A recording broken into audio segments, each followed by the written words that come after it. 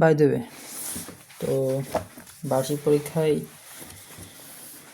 যেটা important chapter সেটা গ্যাসীয় বিনিময়। এখান থেকে সিকিউ মোস্ট ইম্পর্টেন্ট আসতে পারে, অনেক আসবে, কিন্তু যেটা মোস্ট ইম্পর্টেন্ট সেটা একটু দেখা যায় কী করা যায়। তো এমসিকিউ এটা ভিতর থেকে ইম্পর্টেন্ট আছে, তো একটু একবার পড়লে বুঝাইলে সব ক্লিয়ার হয়ে যাবে ইনশাআল্লাহ। তো এখন একটু শুরু করা যাক। প্রথমে যেই 7 অধ্যায়টা গ্যাসীয় বিনিময়, এখানে 7.1-এ যেটা রয়েছে প্রথমে সর্বপ্রথম এটা পড়লে এটা থেকে উদ্ভিদের মধ্যে গ্যাস, জীব ও উদ্ভিদের যে গ্যাস সমূহ মানে আদান প্রদান সম্পর্কিত তথ্যগুলো এখানে সব সাজিয়ে গুছিয়ে দেওয়া আছে অধ্যায়তে। তো প্রথমে আছে উদ্ভিদে গ্যাসীয় বিনিময়। উদ্ভিদে গ্যাসীয় বিনিময় এখানে নিচে যেটা পড়া আছে, আমরা জানি যে উদ্ভিদদের জীবনে সালোক সংশ্লেষণ এবং শ্বসন অত্যন্ত গুরুত্বপূর্ণ দুটি প্রক্রিয়া। এই যে সালোক সংশ্লেষণ আর এই শ্বসন, এই দুটো প্রক্রিয়া যেটা খুবই গুরুত্বপূর্ণ জীব আর উদ্ভিদের জন্য, ঠিক আছে। তো এই লাইনটা একটু ভালো করে পড়লে হচ্ছে, তারপরের লাইনটা এখান থেকে শুরু করলে হচ্ছে, এই মাঝখানে পড়ার দরকার না আপাতত, যেহেতু বার্ষিক পরীক্ষার সময় কমে, যতটা শর্ট করে পড়ানো যায় আর দ্রুততার সাথে পড়ানো যায় ততটা আমি পড়াবো। বাদ বাকি যদি শর্ট, যেহেতু তো পড়ছে অনেক কিছুই শর্ট পড়ছে, সম্পূর্ণ ফুল কভার ক্লাস 10-এ ওইটা হবে। হ্যাঁ, ক্লাস 9-এর বার্ষিক পরীক্ষার জন্য শর্ট করে যতদূর কম করা যায়। এই প্রক্রিয়া দুটি ঘটে, এই যে সালোক সংশ্লেষণ আর শ্বসন, এই দুটো প্রক্রিয়া, হ্যাঁ, দুটি ঘটে রাসায়নিক বিক্রিয়ার মাধ্যমে। কিসের মাধ্যমে? রাসায়নিক বিক্রিয়ার মাধ্যমে এই দুইটা প্রক্রিয়া ঘটে থাকে। তো এটা কিন্তু সূর্যের আলোকের উপস্থিতিতে রাসায়নিক বিক্রিয়াটি ঘটে থাকে, ঠিক আছে। তো এই লাইন থেকে শুরু করি। উদ্ভিদে প্রাণীর মতো শ্বাস নেওয়ার জন্য কোনো বিশেষ অঙ্গ নেই, তবে পাতার স্ট্রোমাটা এবং পরিণত কাণ্ডের বাকলের অবস্থিত যেই লেন্টিসেল আছে, ওই লেন্টিসেলের মাধ্যমে অক্সিজেন, কার্বন ডাইঅক্সাইড ও অন্যান্য গ্যাসীয় বিনিময় ঘটে থাকে। কিসের মাধ্যমে? এই লেন্টিসেলের মাধ্যমে। এই লেন্টিসেল অবস্থা থাকে বাকল বা ছাল। বাকল মানে কি? গাছের একটা ছাল বোঝাচ্ছে।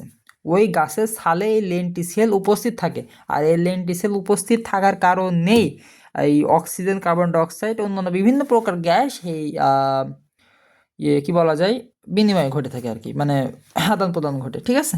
এই আদান প্রদান, এই গ্যাসগুলো আদান প্রদান, যখন উদ্ভিদ কার্বন ডাইঅক্সাইড গ্রহণ করে এবং অক্সিজেন ত্যাগ করে, এই বিভিন্ন যেই কার্যক্রম আদান প্রদান বিনিময় এগুলো ঘটে থাকে লেন্টিসেলের মাধ্যমে। আর লেন্টিসেল কোথায় থাকে? উদ্ভিদের বাকলে থাকে, ঠিক আছে। এই হচ্ছে ফ্যাক্ট এখানে মেন। এখানে আর কিছু পড়ার দরকার নেই আপাতত, ক্লাস এই বার্ষিক পরীক্ষা যেহেতু সময় নেই। এখান থেকে যেগুলো ইম্পর্টেন্ট সাজেশন সেগুলো পড়াচ্ছে। রাতের বেলা সালোক সংশ্লেষণ প্রক্রিয়া, এই যে এইটা খুব ইম্পর্টেন্ট এই লাইনটুকু। রাতের বেলা সালোক সংশ্লেষণ প্রক্রিয়ার আলোক পর্যায়ে বন্ধ থাকে, এটা সবাই জানো। তাই অক্সিজেন গ্যাস উৎপন্ন হয় না। অক্সিজেন যে গ্যাসটা, ওই গ্যাসটা উৎপন্ন হয় না, কারণ কি? রাত্রিবেলা সালোক সংশ্লেষণ প্রক্রিয়া বন্ধ থাকে, যার ফলে গাছ কি করতে পারে না? অক্সিজেন উৎপন্ন করতে পারে না। অন্যদিকে দিনের বেলা 24 ঘন্টা শ্বসন প্রক্রিয়া, মানে দিন বা রাত মানে 24 ঘন্টা শ্বসন প্রক্রিয়া সংঘটিত হয়, কিন্তু রাতের বেলা একটু কম সংঘটিত হয়। এটা যতদূর পাওয়া গেছে বিজ্ঞানীরা, যে রাতের বেলা সূর্যলোকের উপস্থিতি না থাকে সালোক সংশ্লেষণের যে হার, মানে যে প্রক্রিয়াটা, ওটা কার্যকর একটু কম হয় তুলনামূলক দিনের থেকে, ঠিক আছে। এটা সবাই ব্যাপার। তো 24 ঘন্টা, দিন রাত 24 ঘন্টা শ্বসন প্রক্রিয়া সংঘটিত হয়, ফলে শ্বসন প্রক্রিয়ায় কার্বন ডাইঅক্সাইড গ্যাসের উৎপাদন চলতে থাকে। এই জন্য বড় গাছের নিচে রাত্রিবেলা ঘুমালে শ্বাসকষ্ট দেখা যায়। বুঝা গেছে? সালোক সংশ্লেষণ প্রক্রিয়া হয় না বলে এই গাছ অক্সিজেন কি করতে পারে না, হ্যাঁ, উৎপন্ন হয় না, ঠিক আছে। বেশি একটা অক্সিজেন গ্যাস উৎপন্ন হয় না বলে গাছের তলায় বসলে কি হয়? অক্সিজেন, আমরা তো জানি যে আমরা অক্সিজেনের মাধ্যমে বেঁচে থাকি, আর অক্সিজেন যত বেশি গ্রহণ করব তত আমাদের শরীর কি ভালো থাকবে। তো এখানে তো দিনের বেলা যেহেতু, রাতের বেলা যেহেতু এই অক্সিজেন যেহেতু উৎপন্ন করতে পারে না এই উদ্ভিদ, সেহেতু এই গাছের নিচে বসলে কি হয়, যেরকম বড় বড় বট গাছের নিচে বসলে দেখবা রাত্রিবেলা বসে দেখবা যে একটু শ্বাসকষ্ট বা মানে একটু, মানে কি বলা যায়, একটু শ্বাস নিতে একটু কষ্ট হবে। এটা হচ্ছে এখানে বোঝাচ্ছে। এই জন্য বড় গাছের নিচে রাত্রিবেলা ঘুমালে শ্বাসকষ্ট হয়, এটা বোঝাচ্ছে, ঠিক আছে। আচ্ছা, একবার শর্ট মানব এটা পড়ার দরকার নেই। এটা কি বলছে? শোষিত সেই পানির সাথে CO2 এর বিক্রিয়ার ফলে O2 গ্যাস উৎপন্ন হয় যা বায়ুমণ্ডলে চলে যায়। এইভাবে উদ্ভিদ গ্যাস বিনিময় চলতে থাকে এই আর কি। ঠিক আছে, এটা করে নিয়ে নেয়। মানব শ্বাসতন্ত্র, মানব শ্বাসতন্ত্র এখানে যে মোস্ট ইম্পর্টেন্ট যেটা এই লাইনটা, কোনো প্রাণী অক্সিজেন ছাড়া বাঁচতে পারে না। এটা তো পরের লাইন সরি, এই যে এই জায়গা থেকে। মানব দেহে বাতাসের সাথে অক্সিজেন ফুসফুসে প্রবেশ করে। এটা তো সবাই জানে যে বাতাসটা তো আমরা গ্রহণ করি, কিন্তু বাতাসের ভিতরে কিন্তু অনেক কিছু থাকে। যেরকম তার মধ্যে বাতাসের ভিতরে একটা জিনিস থাকে, সেটা হচ্ছে কি অক্সিজেন। কার্বন ডাইঅক্সাইডও কিন্তু থাকে বাতাসের ভিতরে, ঠিক আছে। বিভিন্ন গ্যাস থাকে, ওখান থেকে অক্সিজেনটা থাকে যেটা আমরা ফুসফুসে প্রবেশ করাই এই শ্বাস নেওয়ার মাধ্যমে, ঠিক আছে। এবং রক্তের মাধ্যমে দেহের সব অঙ্গে পৌঁছায় কি এই অক্সিজেন। আর অক্সিজেন এমন একটা জিনিস যেটা তোমার কি বলা যায়, মাথার মানে মেমোরি বলা যায়, মাথার ব্রেনটাকে ঠিক রাখে কি এই অক্সিজেন। তোমার যদি মাথায় পড়ালেখা করতে ভালো না লাগে, যদি মাথার ভিতরে মনে করো যে পানির অভাব আর অক্সিজেন অভাব, তখন তোমার যেটা করতে হবে 1 নম্বরে, সেটা হচ্ছে এই নিয়ে একটা ভালো একটা ক্লাস দেবো। তবে এটা আমি নিজের যত জানা আছে টুকি রেখে বলার চেষ্টা করি যে পানি খাইতে হবে যখন মাথা কাজ না করবে, আর মুখ ভরে শ্বাস নিতে হবে, তাহলে এই অক্সিজেনটা পুরো সর্বত্র ছড়িয়ে যাবে শরীরের ভিতরে, ঠিক আছে। তো বেসিক্যালি এই ব্যাপারটা আমি যেটা বললাম এইটার মাধ্যমে এই সম্পূর্ণ হয়ে যাবে ইনশাল্লাহ। এবার এই জিনিসটা মুখস্থ হয়ে ফেলবা। এটা এই যে বিক্রিয়াটা দিয়েছে এখানে, গ্লুকোজ অক্সিজেন যেটা বিক্রিয়া করে কি কার্বন ডাইঅক্সাইড আর পানীয় শক্তি উৎপন্ন হয়েছে। এখানে কি C6H12 আর O6 প্লাস 6 অণু পানি, মানে অক্সিজেন, 6 অণু অক্সিজেন, যেটা বিক্রিয়া করে কি হয়েছে 6CO2 মানে 6 অণু কার্বন ডাইঅক্সাইড আর 6 অণু পানি, আর ATP মানে কি শক্তি, ATP মানে কি শক্তি, ট্রাইফসফেট। আচ্ছা, এখান থেকে আপাতত এইটুক মুখস্থ করলে হচ্ছে। আর উপরে আমি যেটা ব্যাখ্যা মোটামুটি একটা ব্যাখ্যা দিলাম নিজের মতো করে, ওইটা ভালো করে জানলে ওই সিকিউ অ্যান্সার করা একদম ইজি। ব্যাক করে দেখে আসো ভালো করে, ব্যাখ্যাটা যেভাবে দিয়েছি মন দিয়ে ভালো করে দেখো, হয়ে যাবে ইনশাআল্লাহ। তো এখানে শ্বসন তন্ত্র, এখানে রেসপিরেটরি সিস্টেম, এখানে যে এই যে বক্ষ গহ্বর এটা বলা হয়। এই যে চিত্রটা ভালো করে বুঝতে হবে, এটা না বুঝলে মানে সব কিছুরই চিত্র বোঝা উচিত। এখানে বলো, এখানে দেওয়া আছে কি দেখো ষড়যন্ত্র, এটা কি ষড়যন্ত্র, এটা চিত্র আর ভালো করে দেওয়া আছে এইদিকে, এই যে চিত্রটা আছে এইদিকে আছে, এই যে এটা বললে পরে বোঝা যাবে না, এটা আপাতত থাক নাই, সবই দেওয়া আছে। তবে এখানে একটা এক্সট্রা যেটা দেওয়া আছে সেটা এইটা, যে হৃদযন্ত্র, তারপরে মধ্যস্থদা, তারপর পুরা পদ্মা, যেটা এই যে বক্ষ গহ্বরে কি ইয়েতে থাকে, কি বলে আবরণ থাকে, আবরণ মানে যে বক্ষ গহ্বর, যেটা যে চামড়া যেটা উপরে পর্দা, প্রধান পর্দা, সেই প্রধান পর্দায় পুরো পর্দাটা থেকে থাকে। এখানে শ্বসনতন্ত্র, এই শ্বসনতন্ত্র বলা হয়েছে কি, এটা পরে পেজ দেখা যাচ্ছে। এখানে বলা হয়েছে কি, যে অঙ্গগুলোর সাহায্যে শ্বাসকার্য পরিচালিত হয়, যে অঙ্গগুলোর সাহায্যে সেগুলোকে শ্বসনতন্ত্র বলে। শ্বসনতন্ত্র, তো শ্বসনতন্ত্রের মাধ্যমে কি এই যে শরীরে পরিচালনা হয়, ঠিক আছে। এইটা হচ্ছে শ্বসনতন্ত্র।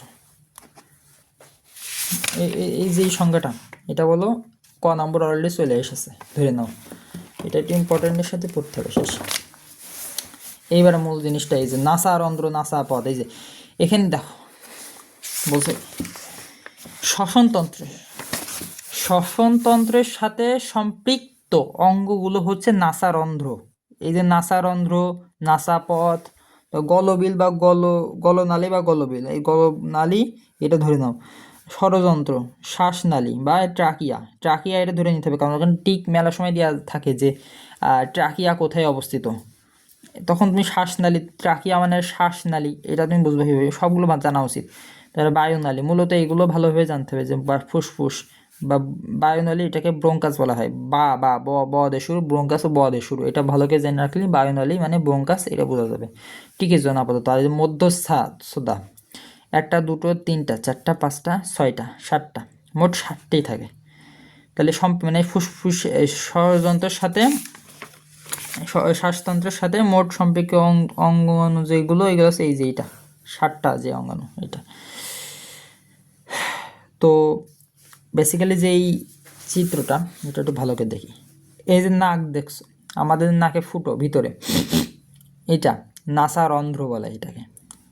ভিতরে যেটা নাসা রন্ধ্র, রন্ধ্র মানে কি ফুটো, যেটা নাসা রন্ধ্র ভিতরে বাতাস ঢোকে জমিতে। আর এই যে এইটা গলবি, এই নাসা গহ্বর নাসিকা গহ্বর।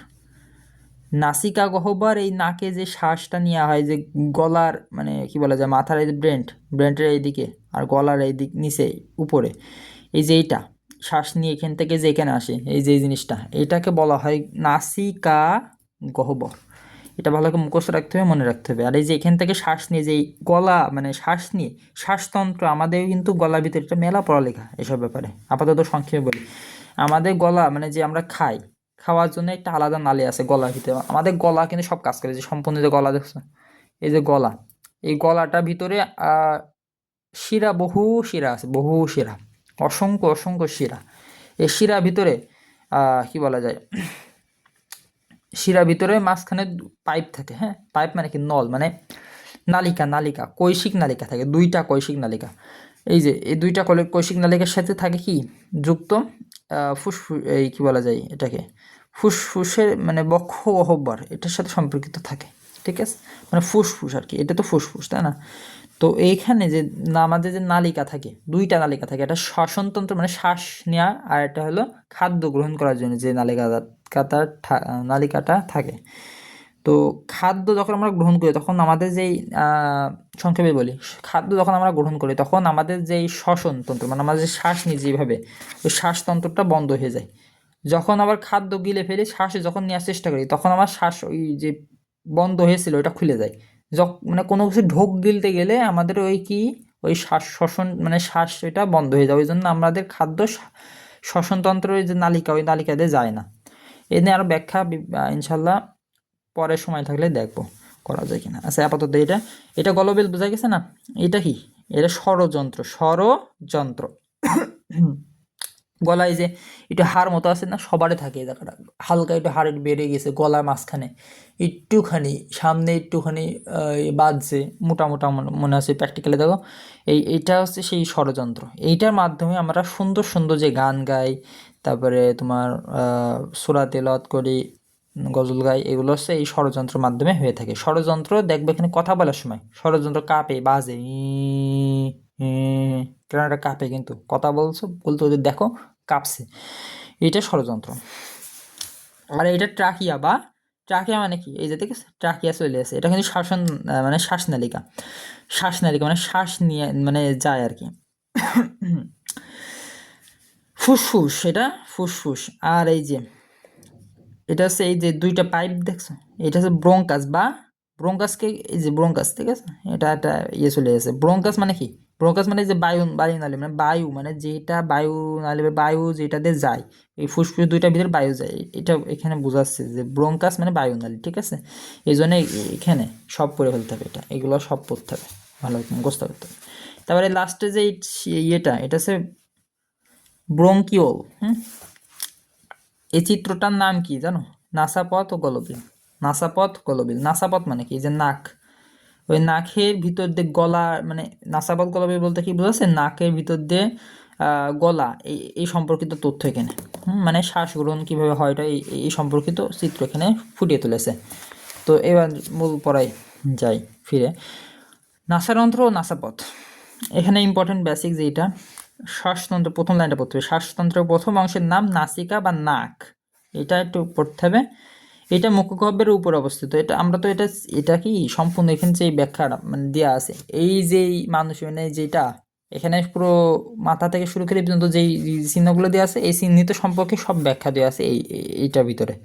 এই ব্যাখ্যাটা নিজে বানানো যায়। আমি যেরকম একটা বলতে পারি যে শ্বাসতন্ত্র আছে, হ্যাঁ, আমাদের যে শ্বাসতন্ত্র, এই শ্বাসতন্ত্রের প্রথম মানে মানে মানে অংশ, ঠিক আছে, নাসিকা নাসিকা বা নাক, এইটা শ্বাসতন্ত্রের ভিতর আমরা শ্বাস নিই। আমরা কি গাল গাল দিয়ে তো শ্বাস নিতে পারি, গাল দিয়ে শ্বাস নিতে পারি, কিন্তু চোখ দিয়ে নিতে পারি পারি না। সর্বোচ্চ উপরে আমরা শ্বাস নিতে পারি নাক দিয়ে, সর্বোচ্চ উপরে। নাকের উপরে কি চোখ আছে, চোখ দিয়ে কি শ্বাস নিতে পারি আমরা? পারি না। তো এই জন্য এখানে এটা বর্ণনা করা যায় যে নাক দিয়ে, এটা কিন্তু স্বীকৃত অবভিয়াসলি আসতে পারে যে এই সম্পর্কিত তথ্য গাইডের সিকিউ মানে গাইড, যে কোনো একটা গাইড খুলে দেখবে এই ধরনের প্রশ্ন আসবে। প্রথমে নাক দিয়ে যায় এটা বলছে। এই নাক দিয়ে হচ্ছে কি শুরু হয়, প্রথম অংশের নাম নাক, শ্বাসতন্ত্রে, ঠিক আছে। সুগন্ধ, দুর্গন্ধ, বিভিন্ন প্রকার অনুভূতি এগুলো নেওয়া যায় এই শ্বাসতন্ত্রের মাধ্যমে। সংক্ষেপে বলি, নাসিকা যে মানে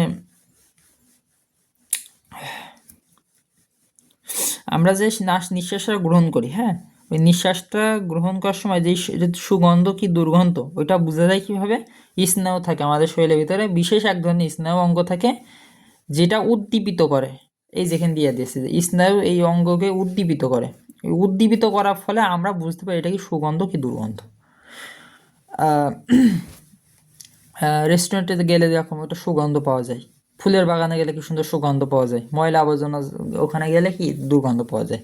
এই ধরনের উদাহরণ, কিছু কিছু উদাহরণ সিকিউতে লেখা যায়, স্যাররা এটা ভালো মার্ক দেওয়ার সম্ভাবনা থাকে, স্যার খুশি হয়ে যায় এই ধরনের ইউজ করলে। আর কি দেওয়া যায় এখানে, বাতাস ফুসফুস গ্রহণ করার জন্য উপযোগী হয় ওই প্রশ্বাসের সময়, মানে যখন নাসিকা এমনভাবে বিবর্তিত হয়েছে, এই নাসিকা এমনভাবে বিবর্তিত হয়েছে এর ভিতরে, ঠিক আছে, ওই ওই জন্য এই যে প্রশ্বাস মানে ওই শ্বাস নেওয়ার সময় বাতাসকে ফুসফুসে গ্রহণ করে নেয়। এই যে এমনভাবে মানে পাইপের মাধ্যমে পাইপ বলছি, নালিকার মাধ্যমে, সুন্দরভাবে বলি নালিকা, কৈশিক নালিকার মাধ্যমে যে ফুসফুসের ভিতরে যাচ্ছে, এই যে পুরো একটা গঠন মানে আকৃতি মানে যে এই যে বিবর্তিত হয়েছে, এটা হচ্ছে তোমার ফুসফুসের জন্য উপযোগী করে দেয়। এই বাতাসটাকে এমনভাবে প্রশ্বাসের সময় এমনভাবে বাতাসটাকে ফুসফুসে গ্রহণ করার উপযোগী করে দেয়, ঠিক আছে, এমনভাবে নাসিকার মাধ্যমে, ঠিক আছে। আচ্ছা, এরপর তো এই পর্যন্ত গেছে। আর কি একটু ক্ষতি সম্পর্কে বলা যাক। হঠাৎ ঠান্ডা বা ফুসফুসে প্রবেশ করলে, মানে হঠাৎ ঠান্ডা বায়ু, বোঝা গেছে, শীতকালে আমাদের এখন যে শীতকাল পড়ছে, এই যে এখন ঠান্ডা বায়ু হঠাৎ বাইরে গিয়ে মনে করো রাত 3টার দিকে ওরে শীত কনকনে, ওই শীতের মধ্যে বুক ভরে একটা শ্বাস নিলাম, ওই শ্বাসটা যে ফুসফুসের মধ্যে অতিরিক্ত শ্বাসিত, তাই না, এই ঠান্ডা, তাই না, ওই ঠান্ডা যদি ফুসফুসের ভিতরে প্রবেশ করে সাধারণত কোনো প্রকার ক্ষতি করতে পারে না, তবে এটা ঠিক না। কিন্তু ঠান্ডা বায়ু যদি ফুসফুসের ভিতরে প্রবেশ করে সাধারণত কোনো প্রকার ক্ষতি করতে পারে না, এটা জানলে হচ্ছে। এবার গলবিল সম্পর্কে জানা, গলবিল মানে কি, গলবিল বা গলনালী, হ্যাঁ, গলবিল বলতে কি গলনালী, গলার ভিতরে যে নালীটা চলে গেছে ভিতরে, এটা বলছে। এটা আলজিব্বা, সফট প্লাট, হ্যাঁ, প্যালেট, আচ্ছা, ছোট জিহ্বার মতো অংশ, এটা পেছনের অংশ পরিভাগ তলে, ঠিক আছে, এটা একটু পড়ে নিয়ে না। খাদ্য পানীয় গলা ধরকের সময় এটা নাসাপথে বসে, ঠিক আছে। এতে কি বলা যায়, এটা সম্পূর্ণ মিলে এটা সামারি করা যায় কি, এটা একটা সামারি, গলবিল দিয়ে একটা সামারিটা বলা যায় শুধু এইটুকু যে গলবিল যেটা বা গলনালী, গলা যে নালীটা থাকে ওইটা, আর এই যে এই লাইনটা পড়বা, খাদ্য এবং পানীয় গলাধঃকরণের সময় এটা নাসাপথের পশ্চাৎ বন্ধ করে দেয়, ঠিক আছে। নাসাপথে যে পশ্চাৎ মানে কি পেছনে, আর সম্মুখ মানে সামনে, তো এখানে পশ্চাৎ যেহেতু বোঝাচ্ছে, পশ্চাৎ মানে পেছনের দিকে যেটা মানে খাদ্য পানি। ওই যে আমি যে এখানে একটা উদাহরণ দিলাম মনে আছে, এই যে এখানে একটা উদাহরণ দিলাম এই পেজে, ওইটা একদম দিয়ে দিয়েছে এই জায়গাটা। আমরা যখন খাদ্য গ্রহণ করি তখন আমাদের গলবিল মানে মানে যেই গলনালী, গলা যে নালীটা ওইটা বন্ধ হয়ে যায়। পশ্চাৎ মানে কি পিছনে যেটা ওটা বন্ধ হয়ে যায় যখন আমরা শ্বাস নিই, এই সরি, খাদ্য বা পানি গলধন এত ইয়ে না দিয়ে এখানে যখন আমরা পান করি, এটা দিলে হয়তো খাই, ওই সময় নাসাপথের পশ্চাৎ বন্ধ হয়েছে। নাসাপথ মানে কি মানে নিঃশ্বাস নেওয়া হয় যে পথ দিয়ে, এটা খুব ইম্পর্টেন্ট লাইন কিন্তু আমি যে প্রথমে যে ব্যাখ্যা দিয়েছি, ঠিক আছে, এটা বইতে পাওয়ার আগে আমি এটা বলে দিয়েছি সুন্দর হয়ে। এই জন্য টুকিটাকি জিনিস এরকম জানতে হয়। ফলে কোনো প্রকার খাদ্য নাসিকা পথে বাইরে আসতে পারে না, নাসিকা পথ দিয়ে বাইরে আসতে পারে না। এই তো আমি সব বলেই দিয়েছি, পড়ার দরকার মানে আমি বলে দিয়েছি যেহেতু, ওই যেটা বলছি ব্যাখ্যা প্রথমে একটু টেনে দেখে নাও, ওইটা ভালোভাবে জানলে হচ্ছে, আর কিছু জানার দরকার নেই। ষড়যন্ত্র, এবার ষড়যন্ত্র, ঠিক আছে। তো এটা শ্বাসনালীর উপরের অবস্থিত থাকে, ঠিক আছে। শ্বাসনালী, এই যে শ্বাসনালী, এই যে এটা তো শ্বাসনালী সম্পূর্ণ, এটা নালী, ঠিক আছে। এই যে শ্বাসনালী, এটার উপরে মানে কি, এই যে এইটা কিন্তু সেই ষড়যন্ত্র। আমরা বললাম যে আমাদের এখানে সাউন্ড হয় এমন করো, দেখো গলার মধ্যে এটা বেজে বেজে উঠছে, ওইটা ষড়যন্ত্র। ওইটার মাধ্যমে আমরা বিভিন্ন প্রকার সুন্দর সুন্দর কথা বলি। আমি যে কথা বলছি এটা ওই ষড়যন্ত্রের মাধ্যমে কিন্তু এই কথাটা বলতে পারছি আমি, ঠিক আছে। ষড়যন্ত্রের উপর একটি জিহ্বা আকৃতির ঢাকনা থাকে, ঠিক আছে। জিহ্বা আকৃতির ঢাকনা থাকে এই দেখেন। এগুলোকে বলা হয় কি জানো, এগুলোকে ভোকাল কর্ড বলে। আচ্ছা, এটা আপাতত জানার দরকার নেই। শ্বাস প্রশ্বাস নেওয়ার সময় এটি খোলা থাকে এবং এ পথে বাতাস ফুসফুসে যাতায়াত করতে পারে। এই যে ষড়যন্ত্র, এটা খোলা থাকে, এই ষড়যন্ত্র এটা খোলা থাকে। যখন আমরা শ্বাস নিই তখন এটা খোলা থাকে, শ্বাস যখন নিই না, তখন খাদ্য গ্রহণ করে তখন এটা বন্ধ হয়ে যায়। এটা ওই সে একই উদাহরণের, তাই আমি যেটা বলছিলাম প্রথমে। এবার দেখো শ্বাসনালী, এটা দেখো, এটা সামারাইজ করা যায় কিনা সংক্ষেপে বলতে হবে, যেহেতু পরীক্ষার সামনে আর পরশু দিন যেহেতু পরীক্ষা।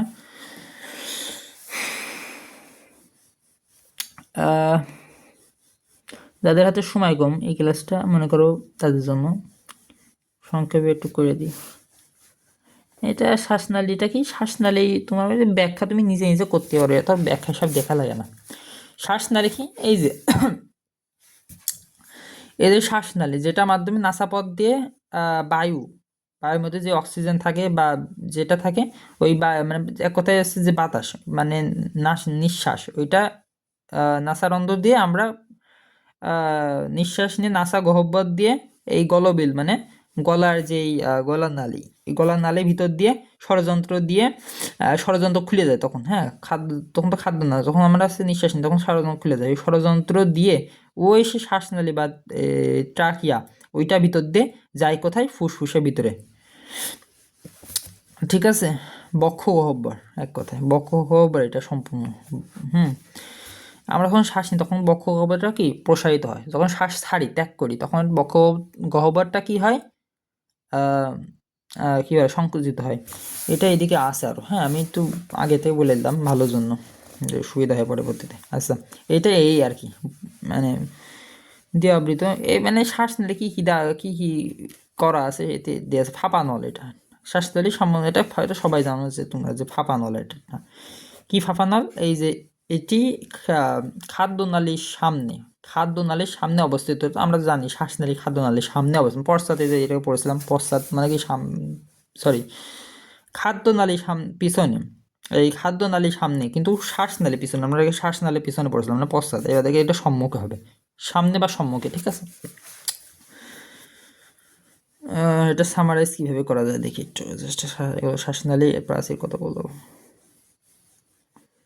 এটা এই যে এখান থেকে ইম্পর্টেন্ট আছে যে এর প্রাচীর কতগুলো অসম্পূর্ণ বলায়াকার তরুণাস্থি পেশি দিয়ে গঠিত। এর অন্তর্গত ঝিল্লি দিয়ে আবৃত। এটা ঝিল্লি দিয়ে আবৃত, এটা আপাতত ঝিল্লি দিয়ে আবৃত, এটা মনে রাখো। এই ঝিল্লিতে লোমযুক্ত কোষ থাকে, সূক্ষ্ম লোমযুক্ত কোষ থাকে, এই যে ঝিল্লি, ঠিক আছে। আপাতত এইটুকু জানলে হচ্ছে। ব্রঙ্কাস বা বায়ুনালী বলা যায় এটাকে। শ্বাসনালী ষড়যন্ত্রের নিম্নাংশ থেকে শুরু হয়ে ফুসফুসের নিকটবর্তী স্থানে গিয়ে ডান এবং বাম দিকে দুইটি শাখায় বিভক্ত হয়।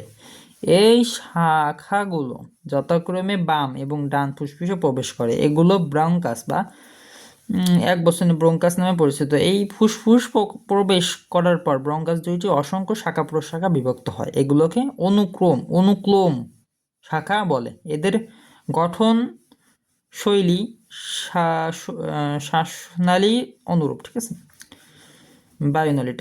বায়ুনলী কি? এক কথায় এই যে এটা ব্রঙ্কাস,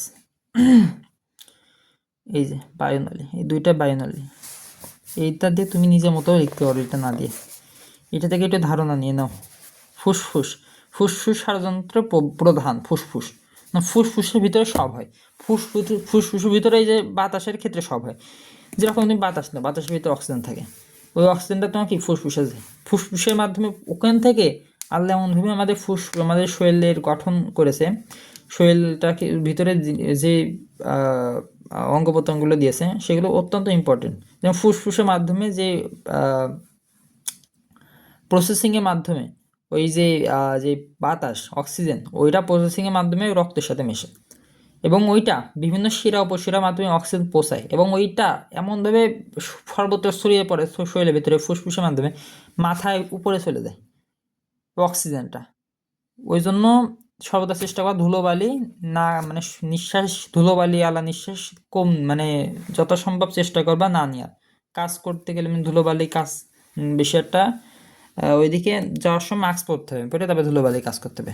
এছাড়া বিধায় ধুলোবালি এই কাজটা করাটা মানে উচিত না মাস্ক বাদে। কারণ এই ধুলোবালি যদি নাকের ভিতরে যাও, এটাতে কত বড় ক্ষতি ব্রেনের জন্য। যেহেতু স্টুডেন্ট, তোমরা স্টুডেন্টের জন্য মাস্ক ব্যবহার করতে হয় ধুলোবালিতে বাঁচার জন্য বাইরে গেলে। এটা একটা দিক। এই সম্পর্কিত বৈজ্ঞানিক তথ্য সায়েন্টিফিকভাবে অনেক ভিডিও বানানো হবে ইনশাল্লাহ। এখন ফুসফুস তো বোঝা গেছে, ফুসফুস ষড়যন্ত্র প্রধান। এটা ফুসফুস সম্পর্কিত তথ্য, এই যে ফুসফুস তিনটে খন্ড, মানে বাম দিকে ফুসফুস না, আমাদের যে ফুসফুস, এই ফুসফুস কিন্তু দুইটি থাকে না। এই যে একটা, এই যে এটা, এখানে যে বাম যে ফুসফুস, বাম দিকে কিন্তু দুইটা খণ্ড থাকে, আর ডান দিকে তিনটা খণ্ড। এই দিকে লেখা আছে ফুসফুস তিনটা খণ্ড কি, ডান ফুসফুস 3 খণ্ড বলছিলাম, বাম ফুসফুস 2 খণ্ড আছে দেখেন। এটা লালচে রঙের হয়, যে একটু গঠন ব্যাখ্যা দিয়ে, যে লালচে রঙের হয় এটা জেনে নাও। এইটাকে বলে দুই পাশে আছে এটা, স্পঞ্জের মতো নরম। এটা কি নরম? এটা কিন্তু, এটা যদি তোমার বুক সিডে তুমি হাত দেখবে, এটা নরম কিন্তু। এটা এই যে ডান ফুসফুস 3 খণ্ড এবং বাম ফুসফুস 2 খণ্ড, এই যে 2 খণ্ডে বিভক্ত। এই যে ফুসফুসের যে 2 ভাঁজ, প্লুরা নামক পর্দা দিয়ে আবৃত, প্লুরা নামক, এই যে এটা কিন্তু এমসিকিউতে আসে, আমি দেখছি এমসিকিউতে এটা আছে। প্লুরা নামক যে পর্দা, এটা দিয়ে আবৃত। তাহলে এখানে বলতে পারে যে ফুসফুসের 2 ভাঁজ, এটা কি পর্দা দিয়ে আবৃত? নিচে লেখা থাকতে পারে যে এই যে আমরা যে অধ্যায় পড়ছিলাম, এখানে বলতে পারে যে কি দ্বারা আবৃত। এখন দিতে পারে কি বলতে পারে যে বৃক্ক, এই যে কি বলে হাইলাম দিতে পারে, যে হাইলাম এটা ভাঁজ, এই যে এটা ভাঁজ হাইলাম, এই হাইলামও দিয়ে দিতে পারে। তো হাইলাম তো ভুল হবে, যেহেতু এখানে কি ফুসফুস বলেছে। ফুসফুসের 2 ভাঁজ কি? প্লুরা, এটা মনে রাখতে, মুখস্থ রাখতে হবে। এই 2 ভাঁজের মাধ্যমে এক প্রকার রস নির্গত হয়। এই যে 2 ভাঁজ, এই ভাঁজের মাধ্যমে মধ্য মানে এই ভাঁজের যে মধ্য, মাধ্যমে না সরি, এটা ভাঁজের যে ভিতর মধ্যে এক প্রকার রস নির্গত হয়। ফলে শ্বাসক্রিয়া চলার সময় ফুসফুসের সাথে বক্ষক গাত্রের কোনো ঘর্ষণ হয় না।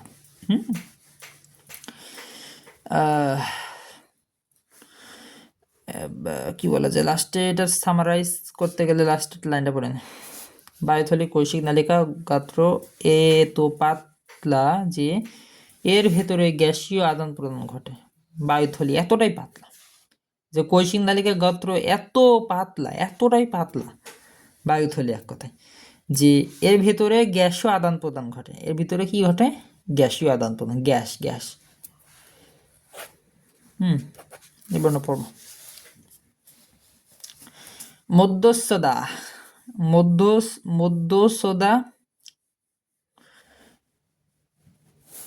এই যে বক্ষ গহ্বর, মধ্যস্থতা বক্ষ গহ্বর ও উদর গহ্বর, এটা পৃথককারী পেশি বহুল পর্দাকে মধ্যস্থতা বলে।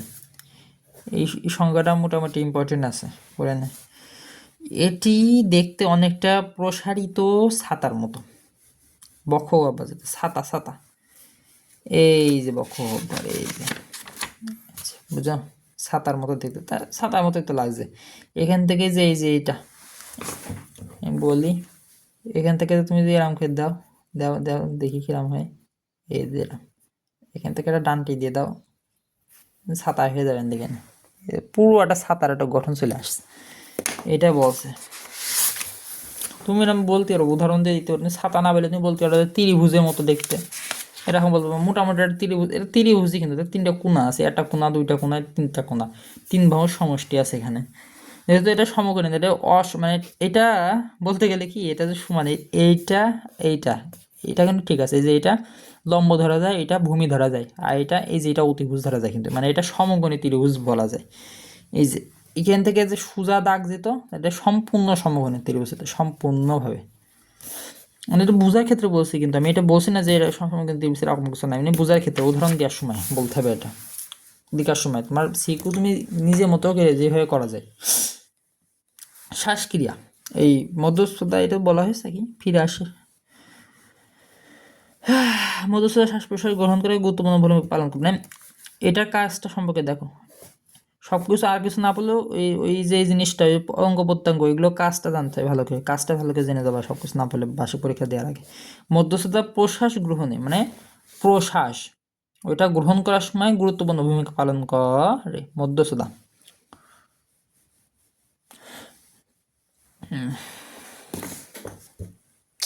লাল গরমটা আচ্ছা, শ্বাসক্রিয়া এটা একটু দেখি, এটা একটু সামারাইজ করেই করে তো তোমাদের বলছি, সামারাইজ করে।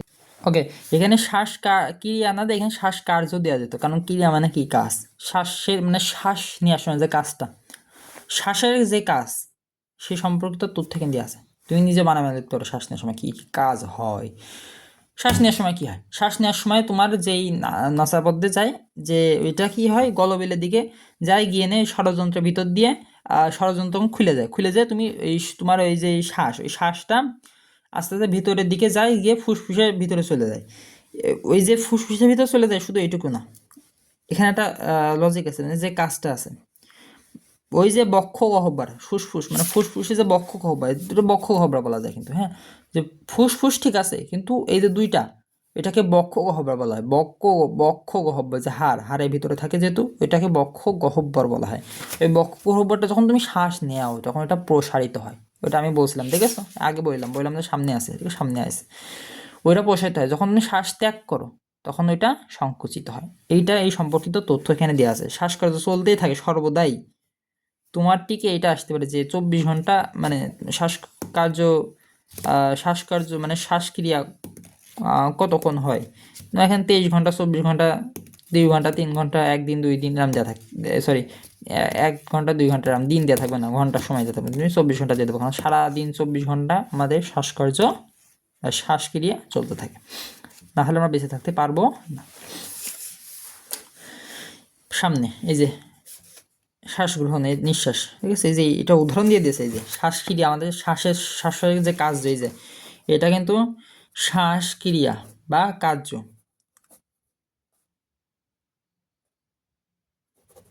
শ্বাসকার্য, এটা কিন্তু শ্বাসকার্যের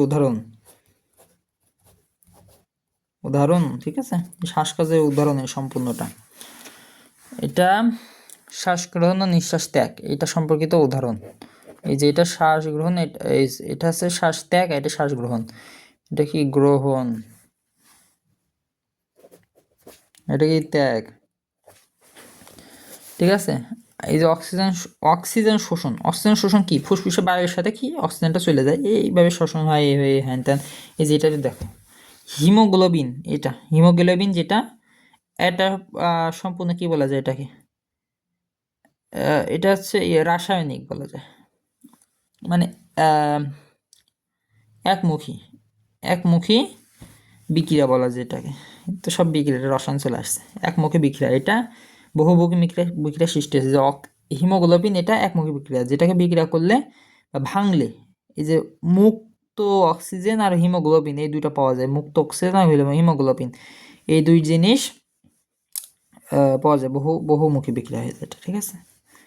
আর এখানে বহুমুখী বিক্রিয়া আছে যেটা থেকে এই দুইটাকে বিক্রিয়া করলে, হ্যাঁ, মানে যুক্ত করলে, বিক্রিয়া মানে যুক্ত করলে অক্সি হিমোগ্লোবিন পাওয়া যায়, মানে অস্থায়ী যৌগ এটা অক্সি হিমোগ্লোবিন, যেটা হচ্ছে একমুখী, বহুমুখীতে একমুখী হয়েছে।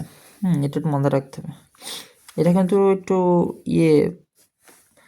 ইয়েতে দিতে পারে, কি বলে, টিকে দিবে, হ্যাঁ টিকে দিবে। এটা মুক্ত, এটা আছে, এটা যোগ, এইটা দিয়ে না নিচে নিচে দেওয়া থাকবে, এই যে এইটা দেওয়া থাকবে, এটা দেওয়া থাকবে, যে মেশিনে দিয়ে উল্টোপাল্টা দেওয়া থাকবে, কিন্তু এইটা রাইট হবে, এটা দিয়ে দিতে হবে। এটা জানার দরকার আছে। অক্সিজেন শোষণ তো বোঝা যায়, হালকা ওই যে নামে হতে পারে। দেখা হয়েছে, ভালো করে পরে রিডিং পড়ো, আমি রিডিং পড়ি।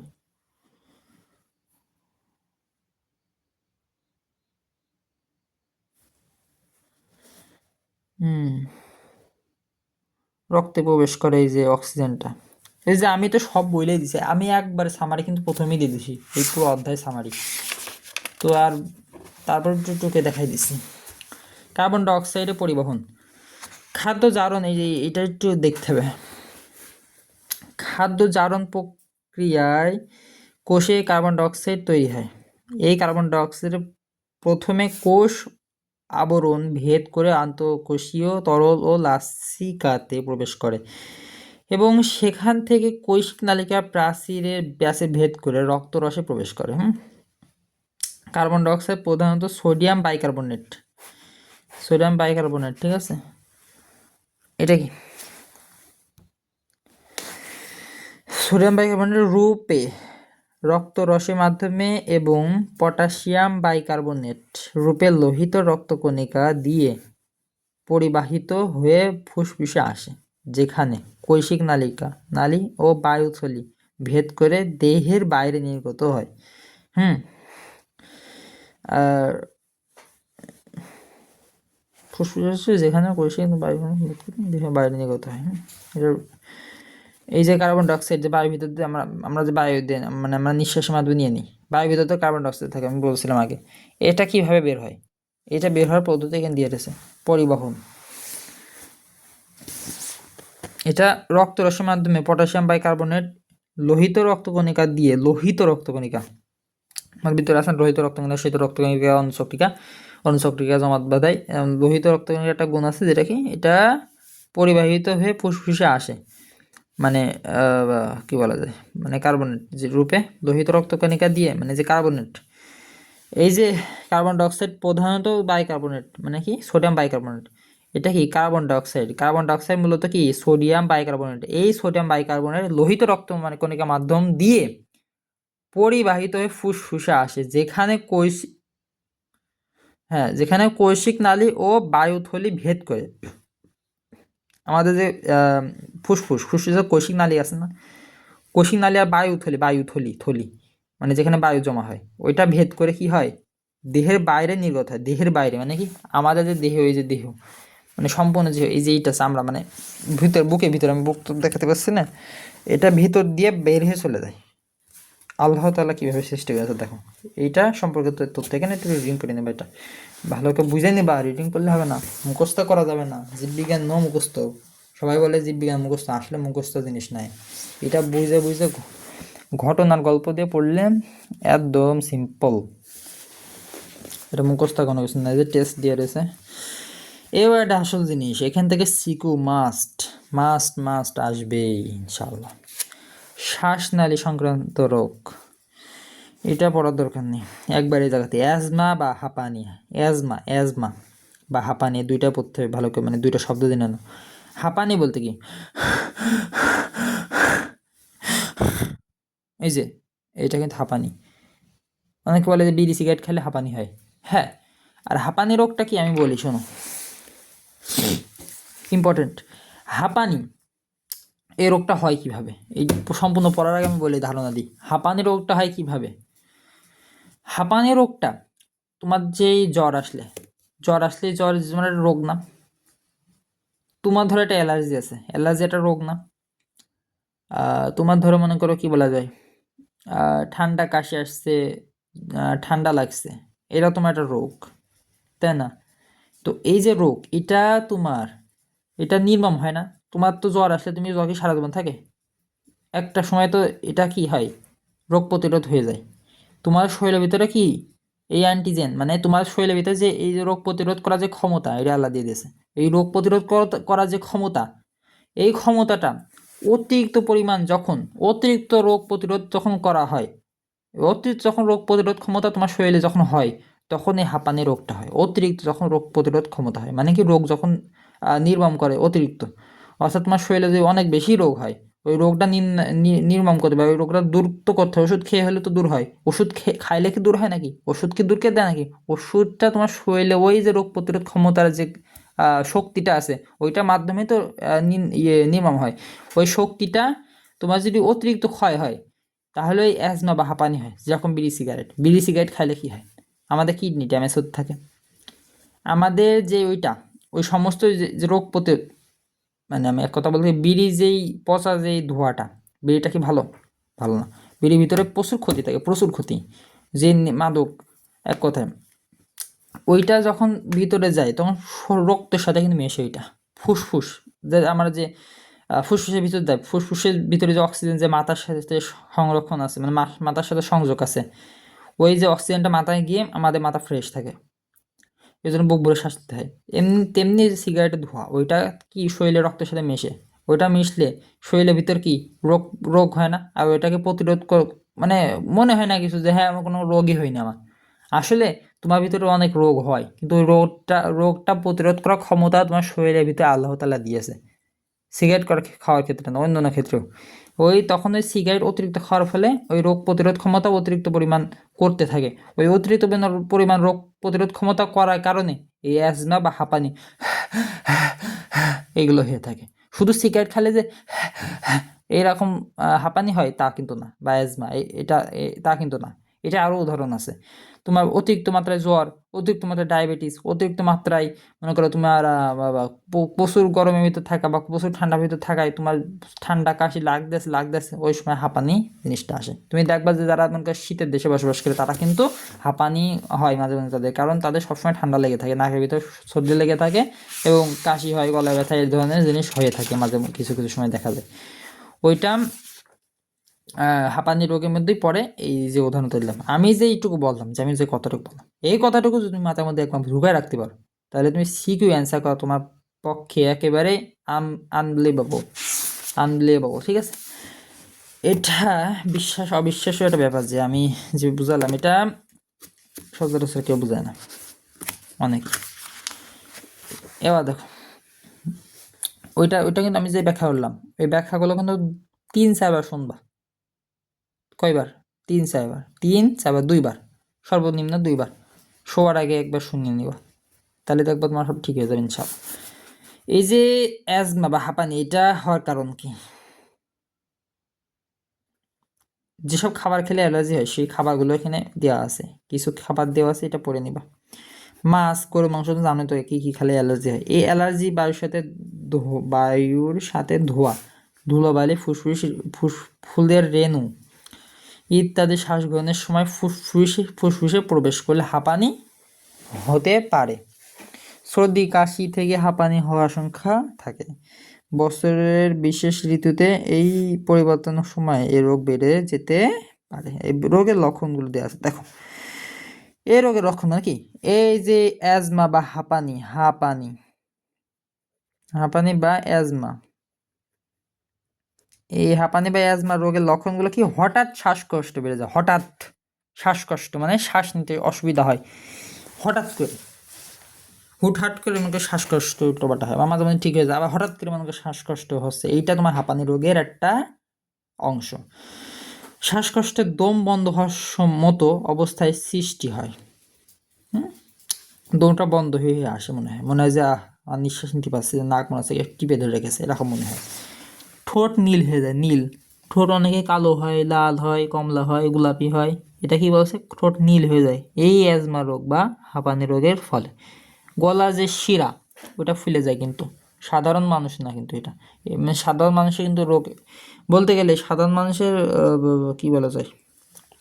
আচ্ছা দেখো, এখানে রোগী জোরে জোরে শ্বাস নেওয়ার চেষ্টা করে, কারণ কি? কারণ তার শ্বাস নিতে কষ্ট হয়। তুমি মানে মুখ বন্ধ করো, মুখ বন্ধ করো, প্র্যাকটিক্যালে দেখো এখন ঘটনা গল্প। তুমি মুখ বন্ধ করো সম্পূর্ণ, নাক একটা একটা নাক চেপে ধরো, একটা নাক সম্পূর্ণ চেপে ধরো, আর একটা নাক ফুটো ফুটো, একটা ফুটো তো খোলা আছে, ওই একটা ফুটো দিয়ে একটু শ্বাস নাও দিনি, একটুখানি সমস্যা আছে না, 1 মিনিট 2 মিনিট ভালোভাবে নেওয়া যায়, কিন্তু এটা 10-20 মিনিট নাও, দেখবা আমার পক্ষে খুব কষ্ট হয়ে যায়, খুব কষ্ট। আর এইটা যে হালকা একটু, যেটা ফুটো ছিল হালকা একটু ফাঁকা ছিল, ওইটা হালকা একটু টিপে ধরো, অল্প একটু করে নাও, অনেক কষ্ট হচ্ছে না নিতে, ওই জন্য এখানে বলছে জোরে জোরে শ্বাস নিতে হয়, কারণ তার শ্বাস নিতে কি হয়, কষ্ট হয়। এটা বিড়ি সিগারেট খেলে কিন্তু এই ফুসফুসের ক্ষেত্রে এটা দেখা যায়। আচ্ছা এটা ওই সমস্ত জিনিস আমি পরে একবার একটা ভিডিওতে বলে দেবো, যাই হোক। এখানে রোগী জোরে জোরে শ্বাস নেওয়ার চেষ্টা করে, এই সময় বুকে সাই সাই আওয়াজ হয়, মানে মানে কফ কফ জমে যায় এটা। ফুসফুসে বায়ুথলিতে ঠিক মতো অক্সিজেন সরবরাহ হয় না, তার বাধাগ্রস্ত হয়, ফলে রোগীর বেশি কষ্ট হয়। কাশির সাথে কখনো কখনো সাদা কফ বের হয়, সাদা কফ এটা বের হয়, সাধারণত জ্বর থাকে না এই যে রোগটায়। শ্বাস নেওয়ার সময় রোগী পাঁজরের মাঝে চামড়া ভেতরের দিকে ঝুলে যায়, পাঁজরের মাঝে যে চামড়া এটা ভেতরের দিকে ঢুকে যায়, রোগী দুর্বল হয়ে পড়ে, এটা সবাই জানে। এই যে প্রতিকারের উপায় দেওয়া আছে, দেখো প্রতিকারের উপায়, চিকিৎসায় এই রোগের সম্পূর্ণ নিরাময় হয় না, হাঁপানি রোগটা। তবে ঔষধ সেবনে কিছুটা আরাম বোধ হয়, মানে যে কষ্টটা হচ্ছিল ওই কষ্টটা একটু নির্মম হয়, মানে আরাম বোধ হয় ওষুধের মাধ্যমে। ডায়াবেটিস হলে যেরকম ওষুধ খেলে রোল মেনে চললে কি হয়, ঠিক থাকে সব কিছু, তাই বলছে ইনসুলিন নিতে যেরকম। আচ্ছা ওইসব কথা বাদ, এখন দেখো যেসব খাদ্য খেলে শ্বাসকষ্ট বেড়ে যায় সেগুলো না খাওয়া, মানে শ্বাসকষ্ট বেড়ে যাওয়া যাদের খাদ্য খাওয়া, মানে এই শ্বাসকষ্ট বেড়ে যাওয়া খাদ্যগুলো কিন্তু দেওয়া উচিত ছিল। কি কি দেওয়া যায় শ্বাসকষ্ট বেড়ে যাওয়া খাদ্য, যেরকম শ্বাসকষ্ট বেড়ে যাওয়া খাদ্য, সিগারেট দেওয়া যায়, সিগারেট তো একটা খাদ্য বলা যায় কি না, এটা তো খেলে শ্বাসকষ্ট বেড়ে যায়, এটা জানি আমি। আলো বাতাসের মানে আলো বাতাস পূর্ণ গৃহে বসবাস করে, মানে আলো বাতাস দুইটাই সুন্দরভাবে থাকবে, সমানভাবে থাকবে, এই ধরনের গৃহে মানে কি বাড়িতে বসবাস করতে হবে, তাছাড়া খুঁজতে হবে তোমার বাড়ি। আচ্ছা যেসব জিনিসে স্পর্শে হাঁপানি বাড়ায়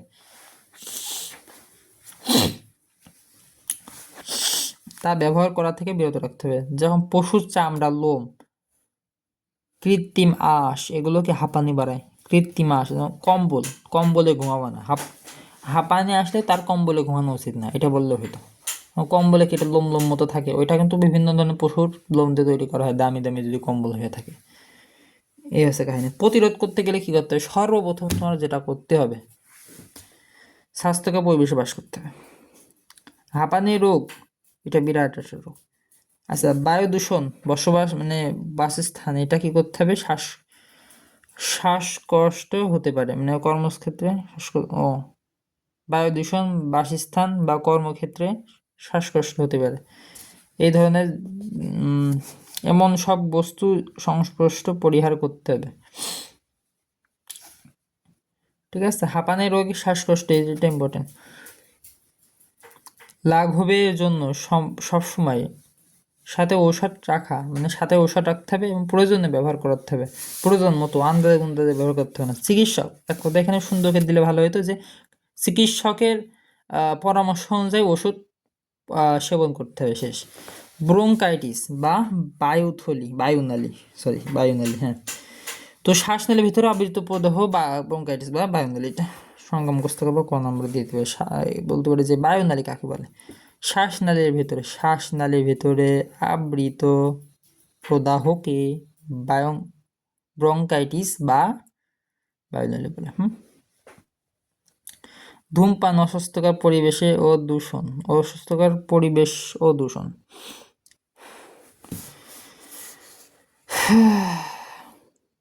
স্বেচ্ছাচার ধূলি কণা মিশ্রিত আবহাওয়া, ঠান্ডা লাগা থেকে এ রোগ হওয়ার আশঙ্কা থাকে। লক্ষণ: কাশি, বুকে ব্যথা, কষ্ট, এই ধরনের জিনিসের শ্বাসকষ্ট হয়, ঠিক আছে, কাশি হয়। এই যে বায়ুনালী লক্ষ্য মানে ব্রোঙ্কাইটিস। আচ্ছা এটা জিনিস দেখো,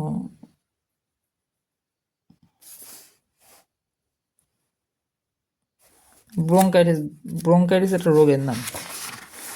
কিরকম হইলো জিনিসটা দেখি তো একটু।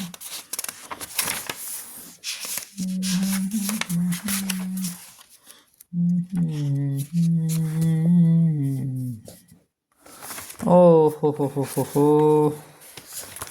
এটা বায়ুনালী না রে মনি, ব্রোঙ্কাইটিস। আর ওটা ছিল ব্রোঙ্কাস, ওটা ছিল কি ব্রোঙ্কাস ছিল, ঠিক আছে, ব্রোঙ্কাস ব্রোঙ্কাস ছিল, এটা ব্রোঙ্কাস ছিল, আর এটা ব্রোঙ্কাইটিস। এটা একটা রোগ, মানে মানে এটা এক কথা বলা যায় শ্বাসনালী জনিত রোগ, শ্বাসনালী জনিত রোগ, ঠিক আছে, শ্বাসনালী বায়ুনালী জনিত রোগ, ঠিক আছে। এই বায়ুনালীজনিত রোগ, এটা ভালো করে জেনে রাখো, যেটা ব্রোঙ্কাইটিস মানে বায়ুনালীজনিত রোগ। এটা আমি বানালাম এখন নিজে নিজে সংক্ষেপে করার জন্য, যেহেতু সহজ করা আমার পছন্দ, কঠিন আমার পছন্দ না, কঠিন আমার শত্রু। আচ্ছা, সাধারণ শিশু এবং বয়স্ক ব্যক্তিদের এই রোগ বেশি আশঙ্কিত হয়, এটা টিকে আসবে। লক্ষণটা দেখো, কাশি, বুকে ব্যথা, শ্বাসকষ্ট হয়, এই ব্রোঙ্কাইটিস রোগ বা বায়ুনালীজনিত রোগ। বায়ু যে নালীটা, জানো তো বায়ুনালী কিরম হয়, এই যে এটা বায়ু যে নালী, যে এটা ফুসফুসে চলে যায়, একটা শিরা, এদিকে একটা শিরা চলে যায়, এই যে বায়ুনালী।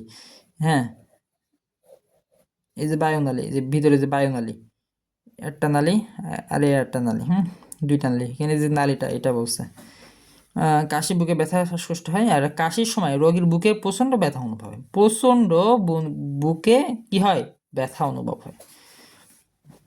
ওইটাকে কি বলা যায়, মানে বায়ুনালী, মানে এটা এই যে বায়ুনালী, এটাকে বুকিয়ে তো থাকে নাকি, এটা তো একটা বুকই, বক্ষ মানে কি বক্ষ গহ্বর মানে কি ভিতরে, এই যে বক্ষ, এখানে যে বুকে যে ব্যথা তো হয়, কারণ কি, যেহেতু এই রোগটার নামই হলো বায়ুনালী জনিত রোগ, ঠিক আছে, বায়ুনালী জনিত রোগ, ওই জন্য এটা বুকে ব্যথা হয়। শক্ত খাবার খেতে পারা যায় না, কারণ এই যে বুকের শিরা, এটা তো পায় না, পায়ের কথা হলে কি এটা পেলতো না, তো বুকে যেহেতু বলা, মানে এইটা তোমার মেন থিং, মানে মেন যেই থিম যেটা, ওইটা যদি তুমি না বোঝো তাহলে তুমি এইগুলো বুঝতে পারবে না। যেরকম এটা আমি বুঝাইলাম, বায়ুনালীজনিত রোগ, না হলে ব্রোঙ্কাইটিস, এটা দিলে তুমি জীবনে বুঝতে, ব্রোঙ্কাইটিস কি, সে কি, এই যে এখানে এটা ভালো করে বোঝা হয়েছে বলে এখানে বোঝা যাচ্ছে এখন। শক্ত খাবার খেতে পারে না, এবং এখানে বায়ুনালীজনিত রোগ আছে এখানে, এই জন্য খাওয়া যায় না, গিলতে গেলে অসুবিধা হয়, ব্যথা অনুভব হয়, এর জাতীয়। কাশির সাথে অনেক সময় কফ বের হয়, এইটুক পড়ো, যদি কমপক্ষে আচ্ছা এইটুক পড়ো, শুধু এইটুক সংক্ষেপ করে দিলাম, এইটুক। কাজের সাথে কি হয়, কফ বের হয়। এটা কি সিকিউতে কিন্তু আসবে, মানে সিকিউ তোমার এই ধরনের উত্তর দিতে হবে। প্রতিকার, এটাকে প্রতিকার করতে গেলে কি, ধূমপান, মাদক, মানে ধূমপান, মদপান, তামাক, সাদা পাতা ওসব দরকার নেই, খাওয়া বন্ধ করো, যেটা দেখলাম এই পয়েন্টগুলো পড়ো। ডাক্তারের পরামর্শ অনুযায়ী রোগী চিকিৎসা করানো, এটা ঠিক আছে। রোগীকে সহনীয় উষ্ণতা, মানে রোগীকে উষ্ণতা শুষ্ক পরিবেশে রাখা, সহনীয় এটা দেওয়ার দরকার নেই, সহনীয় না, রোগীকে কোমল উষ্ণতা, মানে সহনীয় দিলেও হয়, রোগীকে উষ্ণতা ও শুষ্ক পরিবেশে রাখা, উষ্ণ মানে কি, অতিরিক্ত ঠান্ডা পরিবেশে রাখা যাবে না, শুষ্ক মোটামুটি একটা পরিবেশে রাখতে হবে তাকে, মিডিয়াম আবহাওয়ার ভিতরে। পুষ্টিকর গরম খাবার তো খাওয়ানো উচিত, তবে তরল হতে হবে। তোমার যেরকম কি বলা যায়, চাটা খাওয়া উচিত তার, অবভিয়াসলি চাটা তোমার সব থেকে বেশি ইম্পর্টেন্ট জিনিস, এই যে এই রোগটা কৃত্রিমভাবে, মানে তুমি বাড়ি যদি ওষুধ না থাকে আপাতত, ওই চাটা বানাই, চাটা খুব ইম্পর্টেন্ট এই যে এই রোগের জন্য। গরম চা, ভিতরে আদা, তারপরে লবঙ্গ, এই ধরনের কিছু দিয়ে খাওয়ানো। ওইটা ইম্পর্টেন্ট। পুষ্টিকর তরল ও মানে পায়েস এইটা খাওয়ানো যায় মোটামুটি চিনি মিনি না দিয়ে। তারপরে পুষ্টিকর তরল জাতীয় আর কি খাবার আছে তরল জাতীয় এই খাবারগুলো খাওয়া যায়, যেরকম এই যে ঠিক আছে, গরম দুধ, স্যুপ, এই জাতীয় জিনিস। দুধ তো খাইতে হয়, দুধ মাস্ট। চা আর দুধ, এই দুইটা খুব ইম্পর্টেন্ট জিনিস। দুধ গরম করে গরম গরম অবস্থা মেরে দিতে হবে তোমার, তাহলে এইটা রোগটা একটু আরামদায়ক হবে। রোগটি পূর্ণ বিশ্রাম নেই, রোগীর পূর্ণ বিশ্রাম নিতে হবে এই রোগটা হলে, এই যে ব্রঙ্কাইটিস বা বায়ুনালীজনিত রোগ, ঠিক আছে। এটার জন্য রোগী পূর্ণ বিশ্রাম নিতে হবে। প্রতিরোধ করতে গেলে কি করতে, ধূমপান তামাক সেবন অভ্যাস ত্যাগ করতে হবে। যে প্রতিরোধ প্রতিকার একই। প্রতিকার হইল এটা কি কি করলে এটা প্রতিকার হয়, আর প্রতিরোধ মানে কি, মানে যেটা করতে হবে, মানে যেটা করা উচিত, মানে তার করা উচিত মানে করতে হবে, এটা একই। এখানে শুধু প্রতিকার বলতে এটা করা যায়, মানে এটা করা মানে রাখা, মানে এটা হয়, এটা হলো প্রতিকার। এটা প্রতিকার মানে এটা হয় করা যায়, ঠিক আছে, এটা করা যায়, এটা করা যাবে, এটা করলে এই হয়। আর প্রতিরোধ মানে কি, এটা করতে হবে তাকে, এটা করতে হবে, করতে হবে, ঠিক আছে। প্রতিরোধ মানে কি, করতে হবে, করতে হবে এটা। হুম, ঠিক আছে। এই যে একটা সুন্দর একটা ছোট একটা জিনিস, দুটো বাক্য লিখে দুটো ছোট একটা জিনিস লিখে দিলাম, এটার মাধ্যমে সব এই ধরনের তা পুরো বইটি যা আছে সব তুমি এভাবে লিখতে পারবো, বলতে পারবো, জানতে পারবো। ধুলোবালি ধোয়া পরিবেশ কাজ করা থেকে বিরত রাখতে হবে।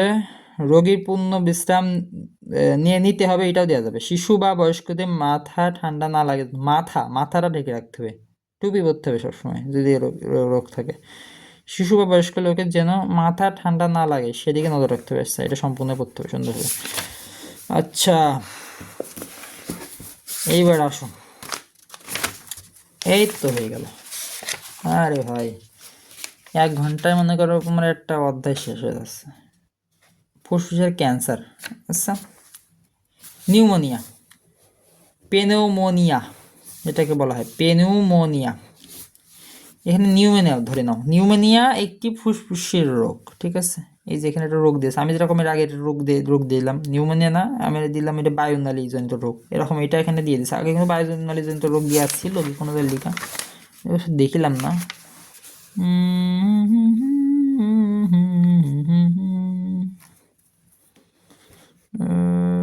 না দেখলাম না, এটা সংক্ষেপে মারি। কারণ ব্যাকটেরিয়া এই রোগের অন্যতম কারণ, ব্যাকটেরিয়া এই রোগের কারণ কি, ব্যাকটেরিয়া। এই যে কারণ ভিতরে এইটুক করলে হচ্ছে, ঠিক আছে। লক্ষণ কি, ফুসফুসে জাতীয় তরল পদার্থ জমে কফ সৃষ্টি হয়, অত কিছু না, ফুসফুসে অত কিছু না, শুধু ফুসফুসে তরল পদার্থ জমে বা কফ সৃষ্টি হয়, ফুসফুসে কফ সৃষ্টি হয় বা তরল পদার্থ জমে কফ সৃষ্টি হয়, একটু জানলে হচ্ছে। কাশি, শ্বাসকষ্ট হয়, কাশি ও শ্বাসকষ্ট হয়, এইটা এইসব একই জিনিস, এই যে এইটা একই জিনিস, এও একই জিনিস। এটা একটু ভিন্ন, এটা একটু ভিন্ন।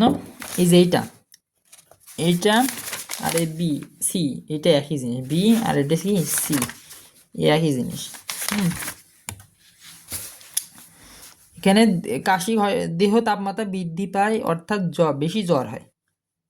কিন্তু প্রথমে যেটার সাথে মিলাবো, এখানে জ্বরটা হয় না তেমন একটা, এটা বলা ছিল, এটা হয় দেওয়া রয়েছে। চূড়ান্ত পর্যায়ে বুকের মধ্যে খড় আওয়াজ হয়, এই যে আগের মতোই,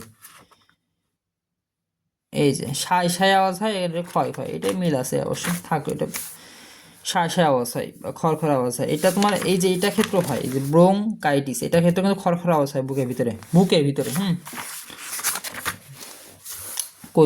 কই দেহের তাপমাত্রা বৃদ্ধি পায়, এটা তো বলছে। চূড়ান্ত পর্যায়ে বুকের মধ্যে খড় আওয়াজ হয়, দেহের তাপমাত্রা বৃদ্ধি পায়, খড় সব করতে পারে। এখানে প্রতিকার দিয়েছে, প্রতিকার মানে রোগ হলে যা করতে হয়। আর এই যে আমি লিখে রাখিলাম আগে থেকে এটা অনুসরণ করলে নিউমোনিয়া হবে না।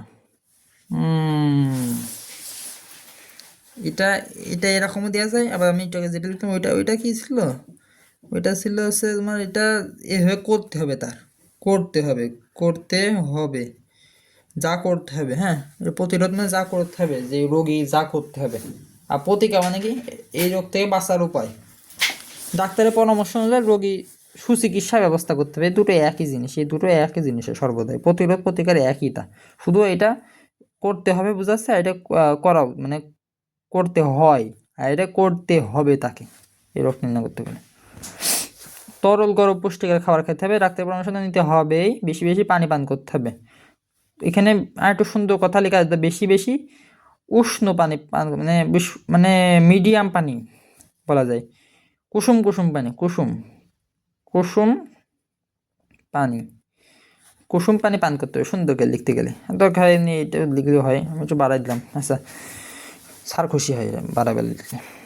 আচ্ছা, শিশু ও বয়স্কদের যেন ঠান্ডা না লাগে সেদিকে সতর্ক রাখতে হবে বা দৃষ্টি রাখতে হবে। শিশুদের বা বয়স্কদের ঠান্ডা না লাগে, মাথায় লিখলে হবে, মাথায় ঠান্ডা না লাগে। ধূমপান পরিহার করতে হবে অবভিয়াসলি, বাতাসপূর্ণ বা আলো বাতাস সম্পূর্ণ গৃহে বসবাস করতে হবে। রোগীর উষ্ণ শুষ্ক পরিবেশে রাখতে হবে, যে এই যে শুষ্ক পরিবেশে রাখতে হবে। সহনীয় এটাও বাকিন দিয়ে দিস বাল সাল, হ্যাঁ। আচ্ছা, যাই হোক, হইলো। যক্ষা, যক্ষাটা কি রোগ? যক্ষা এখানে যা পড়ছে ABCD সব রোগের নাম। এটা কি বায়ু সংক্রমিক রোগ, আমি দেখানো যেগুলো জীবাণু। যক্ষা জীবাণু যুক্ত ত্বকের ক্ষতের স্পর্শে এলে গরুর দুধ খেলে কেউ এই রোগে সংক্রান্ত হতে পারে। গরুর দুধ খেলে, একটু আগে আমরা জানছিলাম এই যে এই যে ব্রঙ্কাইটিস বা বায়ুনালিতে, এটা হচ্ছে কি গরুর দুধ খাইতে হবে। আবার এখানে প্রতিকার দিয়ে দেশের, এটা ওইটা বিপরীত দিয়ে দিয়েছে। যক্ষা কি? যক্ষা এমন একটা রোগ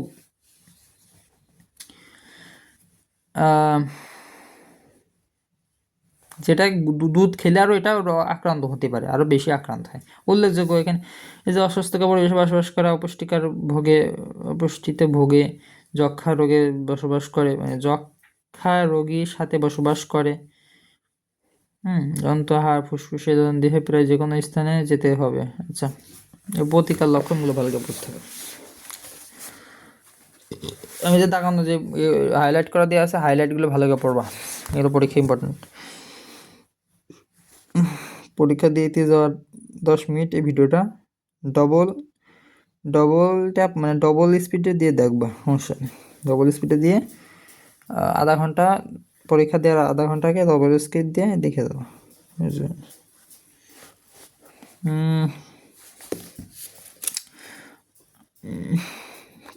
পরীক্ষা, চামড়ার পরীক্ষা, হিস্টোপ্যাথোলজি পরীক্ষা, এক্স-রে সাহায্যে রোগ নির্ণয় করা যায়। এই রোগ নির্ণয়টা করার পদ্ধতি এখানে দিয়ে দিয়েছে কিছু, এই পর্যন্ত বলি আজ লাগবে না। ডিএনএ ভিত্তিক আছে এই যে যক্ষা, যক্ষা তো, হ্যাঁ যক্ষা। এই যক্ষা রোগের যে লক্ষণটা, রোগীর ওজন কমতে থাকে, অবভিয়াসলি আস্তে আস্তে সে শরীর দুর্বল হতে থাকে, সম্পূর্ণটাই পড়তে হবে, সম্পূর্ণ। রোগীর ওজন কমতে থাকে, দেখো রোগীর ওজন কমতে থাকে, আর কি, আর শরীর দুর্বল হতে থাকে কার? ওই যে যে রোগী, ওইটা ওর আস্তে আস্তে শরীর কি হতে থাকে? দুর্বল হতে থাকে। সাধারণত 3 সপ্তাহের বেশি সময় কাশি থাকে, 3 সপ্তাহ। এই যে এটা ইম্পর্টেন্ট জিনিস, 3 সপ্তাহ বেশি কাশি থাকে, 3 সপ্তাহ। হাইলাইটার এমনি দেওয়া নয়, হাইলাইটার দেওয়ার কারণ আছে, হাইলাইটার দেওয়ার কারণ ওইটা পরীক্ষার আগে এক নজরে, জাস্ট এক নজরে দেখে গেলে সব মনে করে যাবে। আচ্ছা,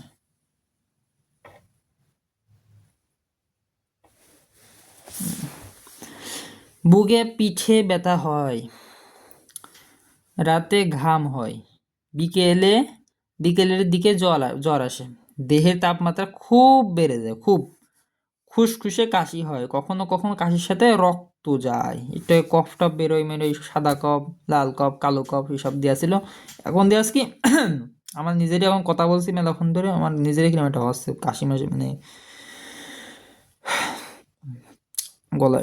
গলায় কোথায় আমার সমস্যা হচ্ছে বলবো, ষড়যন্ত্র আছে না, ষড়যন্ত্র, এই জায়গাটা গ্রামটা চুলকানি লাগছে।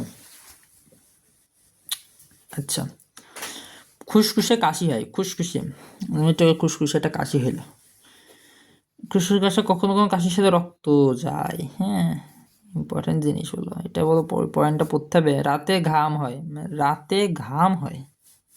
মানে রাতে বেলা ঘাম বের হয়, এরকম কিছু, এটাই বলছে। হ্যাঁ, বিকেলের দিকে জ্বর আসে, বাহ, এটা তো দিন নির্ধারণ করে দিয়েছে। দেহে তাপমাত্রা খুব বেড়ে যায়, খুব, রাতে ঘাম হয়, বিকেলের দিকে জ্বর আসে, দেহের তাপমাত্রা খুব বেড়ে যায়, ভবিষ্যৎবাণী, মানে তোমার যদি যক্ষা রোগ হয়, যক্ষা রোগ কখন কি হবে এখানে আগের থেকে বলে দিয়েছে। তোমার যক্ষা রোগ যদি সকালে হয় তুমি মনে করো তোমার বিকেলবেলা আমার জ্বর চলে আসবে। বিকেলের দিকে কি হবে, জ্বর চলে, এটা হাইলাইট দিয়ে রাখি, এটা পরীক্ষার আগে অবভিয়াসলি লিখে দেবো, এটা ইম্পর্টেন্ট জিনিস। যেটা রাতে ঘাম হয়, রাতে ঘাম হয়, বিকেলের দিকে জ্বর আসে। আর কি, যেহেতু তাপমাত্রা খুব খুব খুব বেড়ে যায়, এটা ইম্পর্টেন্ট। বুকে পিঠে ব্যথা হয়, বুকে পিঠে, এই বক্ষ, বক্ষে আর পিঠে দুই জায়গায় ব্যথা হয়, এটা পড়ার দরকার নেই। প্রতিকার আছে, ডাক্তার পরামর্শ তো নিতে হবে, অনুযায়ী চিকিৎসা করতে হবে। এই রোগ চিকিৎসা মনে করো ডাক্তার পরামর্শ অনুযায়ী রোগীর নির্বাচন মেনে চলতে হবে, কঠিনভাবে মানতে হবে, কঠিনভাবে, এইটুকু পড়ো। এই রোগটা কিন্তু দীর্ঘমেয়াদী, অনেক দিন পর্যন্ত এই রোগটা হয়ে থাকে, 3 সপ্তাহের বেশি সময় এই কাশি থাকে। এই রোগটা বেশ দীর্ঘমেয়াদী, এটা দেওয়ার দরকার নেই আপাতত, প্রতিকার। আচ্ছা, প্রয়োজনে রোগীকে হাসপাতালে পাঠানো উচিত, পাঠাতে হবে। রোগীর ব্যবহারিক সব কিছু পৃথক রাখতে, মানে একা, পৃথক মানে কি, একা মানে একক, একক মানে একটা জিনিস, মানে পৃথক মানে কি সব কিছু, মানে মানে আলাদাভাবে রাখতে হবে। পৃথক মানে কি আলাদা করে, আলাদা, আলাদা করা, আলাদা করা, আলাদা করতে হবে সব কিছু, একা একা, একার মতো একা রাখতে হবে, অন্যের সাথে মিশতে দেবে না, কারণ এই রোগ কিন্তু একটু সোয়াসের মতো আছে, হ্যাঁ, এটা মনে করো লাগতে পারে। রোগীর কফ থুতু মাটিতে পুঁতে ফেলা, এটা যে মিশেমি ফেলানো যাবে না, এটা মাটির ভিতরে তলায় পুঁততে হবে, কারণ এটা যদি মাটিতে ফেলানো হয় ওখান থেকে কি হয়, এর মেলা ব্যাখ্যা আছে, হ্যাঁ মেলাভাবে ব্যাখ্যা দেওয়া যায়, তো সময় তো নেই, সংক্ষেপে দিই। এইটা বাতাসের সাথে মিশে উপরে বায়ুর সাথে মিশে যায়, এইটু জানার দরকার নেই, বায়ুর সাথে মিশে যায় কফটা, ওই জন্য মাটির ভিতরে পুঁতে হলে এটা বাতাসের সাথে মিশতে পারে না। রোগীর জন্য উপযুক্ত চিকিৎসা, পানি, পুষ্টিকর খাদ্যের ব্যবস্থা করতে হবে।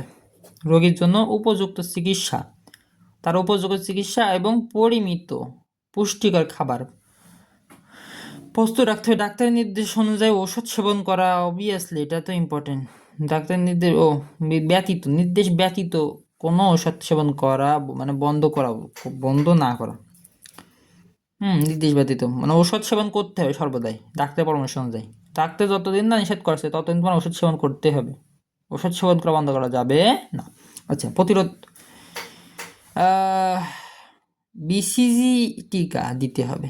এই রোগে মারাত্মক আক্রমণ রেহাই পেতে হলে, মানে এই রোগ থেকে মারাত্মক, এই রোগে মারাত্মক আক্রমণ থেকে রেহাই পেতে গেলে, মানে মারাত্মক আক্রমণ, মানে মারাত্মক আক্রমণ হয় কিন্তু এই রোগে। শিশুদের যক্ষা প্রতিরোধে এই মানে বিসিএস বিসিজি টিকিয়ে দিতে, বিসিএস দেখছে, বিসিজি এই যে টিকাটা, এই টিকাটা দিতে হবে।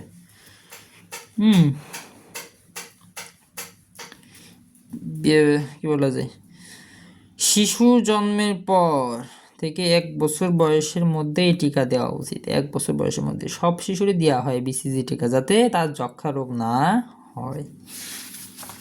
অনেক দেরি হয়ে যাচ্ছে, 1 ঘন্টা 10 মিনিট একটা ক্লাস করতে, আর 2 মিনিটে শেষ করে দিন শালা।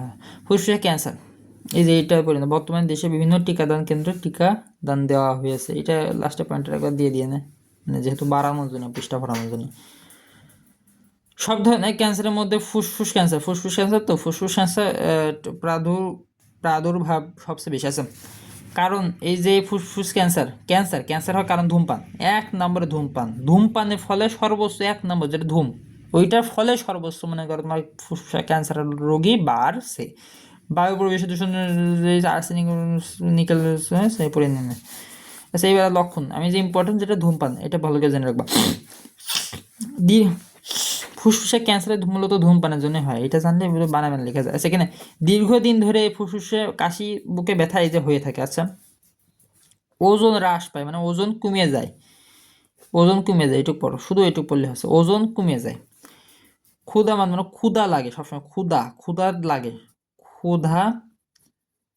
লাগে, ঠিক আছে, কোনো কারণ নেই ক্ষুধা লাগে শুধু। হাঁপানি, ঘন ঘন জ্বর হয়, হাঁপানি হয়।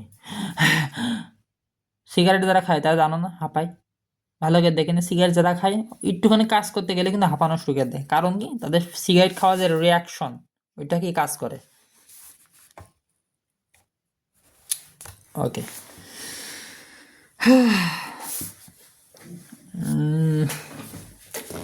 এবারটা দেখো, নিউমোনিয়ার সংক্রমিত হয়, নিউমোনিয়া বারবার, ব্রঙ্কাইটিস মানে বায়ুনালী রোগ। এইটার ভিতরে বায়ুনালী রোগ দিতেছে, বায়ুনালীর যে রোগটা, ওইটা কি হয়, সংক্রমিত হয়। ঠিক আছে, এটা কিন্তু এটা সেম আগে যে রোগটা, এটা এই যে এখান থেকে কয়টা বায়ুনালী জনিত যে রোগটা, গরম গরম এই খাতি হয় ওই খাতি হয়, এটা এই ভিতরে মানে লক্ষণ, যে রোগের যে লক্ষণটা আছে, কই এই যে বায়ুনালী লক্ষণ, যে কাশি, বুকে ব্যথা, শ্বাসকষ্ট, খাবার খেতে পারে না, এই হ্যান ত্যান ম্যান ত্যান, ওইসব এখানে একটু দিলেই হয়ে যায় কিন্তু। এই যে হ্যাঁ, রোগ নির্ণয় করতে হলে এই যে বুকে এক্স রে করতে হবে, এই যে একদম সেম রোগ নির্ণয় করার যে জিনিসটা, এটাই সেম, কি বলে, এই যে এটাই সেম, এই যে এটাই সেম আছে, অনেকটা সেম। এক্স রে করাটা, এক্স রে করতে হয়, সিটি স্ক্যান করতে হয়, এই তো এটা করতে হয় সিটি স্ক্যান, তারপর তোমার এমআই, এই যে এমআরআই, এটা করতে হয়। চূড়ান্ত রোগ নির্ণয়ের জন্য সাধারণত সাইটো ও ইস্টোপেল পরীক্ষা যাচ্ছে বাদ প্রতিকার। লক্ষণগুলো দেখা গেলে অনতি বিলম্বে ডাক্তারের পরামর্শ নেওয়া, অত অনলিপদে এইসব দেওয়া লাগবে না। রোগীর লক্ষণগুলো দেখা গেলে ডাক্তারের পরামর্শ নিতে হবে দ্রুততার সাথে, দ্রুত সহজ করে দিলাম, দ্রুত রোগ নির্ণয়ের পর ডাক্তারের পরামর্শ অনুযায়ী ওষুধ চিকিৎসা ব্যবস্থা করতে হবে। তাই এত সব একই রকম জিনিস। তেজস্ক্রিয় রশ্মি জানো, তেজস্ক্রিয় রশ্মি, এই তেজস্ক্রিয় রশ্মির মাধ্যমে এই রোগটা কি নির্ণয় করা সম্ভব হয়, এই ধ্বংস করা সম্ভব হয়। বিকিরণে মানে সূর্যের তেজস্ক্রিয় যে রশ্মি, এটা সূর্য আলো থেকে আসে, ওইখান থেকে ক্যান্সারের ধ্বংস করা হয়। মানে এখন বর্তমানে কত কিছু হচ্ছে, ক্যান্সার কিন্তু, যে ক্যান্সার যার নাই কোনো অ্যান্সার সবাই বলে, কিন্তু ক্যান্সার রোগী মারা যায়, কিন্তু ক্যান্সার রোগী কিন্তু এখন বেঁচে যাচ্ছে অনেক অনেক ক্ষেত্রে। যে সূর্যালোকে যে রশ্মি ও তীব্র যে রশ্মিটা, তেজস্ক্রিয় যে রশ্মি, ওইটার মাধ্যমে ক্যান্সারের মাধ্যমে ক্যান্সার ধ্বংস করে ফেলছে এই রোগটা। এটা হলো ইম্পর্টেন্ট, সেটা তুমি দিয়ে দিবা। প্রতিরোধ, বিশেষজ্ঞদের মতো ক্যান্সার প্রতিরোধে নিম্নলিখিত ব্যবস্থা নেওয়া যেতে পারে, যথা কি, ধূমপান, মদপান না করা। বিশেষজ্ঞদের মতো, বিশেষজ্ঞরা যা বলেছে, বিশেষজ্ঞদের মতে এই যে এইটা, হ্যাঁ, অতিরিক্ত চর্বি জাতীয় খাদ্য না পান করা, চর্বি খাবাই না। অতিরিক্ত চর্বি জাতীয় খাদ্য না খাওয়া বলতে কি, চর্বি খাওয়াই, মানে এখানে যা বলুক তোমার, আমি বলি সাজেস্ট, চর্বি খাওয়া না, ব্যাস। দরকার চর্বি যে কাউকে দান করে দেওয়া যায় ভালো। আর যদি মনে করো চর্বি সবই তো খাইতে হয়, কি করার, চর্বি যতটুকু পাবা তুমি না খাওয়ার চেষ্টা করো। চর্বিটা হজম করার কোনো ক্যাপাসিটি ভিতরে থাকে না কিন্তু, সম্পূর্ণ চর্বিটা, ওইটা কিন্তু রক্তের সাথে মিশে যায়, যার ফলে তোমার অলস অলস ভাব আসে। চর্বিটা খাওয়া কিন্তু অতিরিক্ত মাত্রা খাওয়া যাবে না, মোটামুটি একটু খাইলে ভাল লাগে, যেহেতু চর্বি কোষের সাথে যে চর্বিগুলো থাকে এক্সট্রা, শুধু চর্বি এরকম বড় বড় সব চর্বি হয়, ওই চর্বিগুলো খাওয়া যাবে না, কিন্তু গোশির সাথে হালকা চর্বি থাকলে ওইটা খাওয়া যায় মোটামুটি আকারে, সমস্যা হয় না। অতিরিক্ত চর্বি বলতে এই যে বড় বড় চর্বি, ওই একবারে 2-3 গালে মেরে দেওয়া, এইরকম, এটা উচিত না এত খাওয়া, এই চর্বিটা শরীরের জন্য ক্ষতিকর। নিয়মিত ব্যায়াম করতে হবে, অবভিয়াসলি এটা তো ইম্পর্টেন্ট জিনিস। এইটা ফুসফুসের ক্যান্সারটা মানে আমি নিজের মতো করে বলি একবার, ফুসফুসের ক্যান্সার, ওইটা থেকে তুমি যে বেরিয়ে আসতে চাও, তোমাকে 1 নম্বর যেটা করতে হবে, ধূমপান বন্ধ করতে হবে, যদি ধূমপান করে থাকো। এরপরে তোমার নিজের শরীরটাকে সঠিকভাবে রাখার জন্য, মানে ক্যান্সার যেহেতু নির্মূল করতে হবে, তোমার শরীরটাকে সঠিক রাখতে হবে, তোমার ফিট হতে হবে, তোমার ব্যায়াম করতে হবে, এক্সারসাইজ করতে হবে, ভোর ভোর ঘুম থেকে উঠতে হবে, সকাল সকাল ঘুমাইতে হবে, সকাল সকাল উঠতে হবে, এই তো শাকসবজি খাইতে হবে, মানে সুষম ধরনের খাবার খাইতে হবে, গরম খাদ্য খাইতে হবে, মোটামুটি আকারে একটু গরম খাদ্য বলতে সুষম তরল, মানে সুষম গরম খাদ্য খাইতে হবে, হ্যাঁ, পরিমিত শাকসবজি আল্লাহ রহমতে এখন মনে করো অনেকগুলো হয়ে গেছে ইনশাল্লাহ।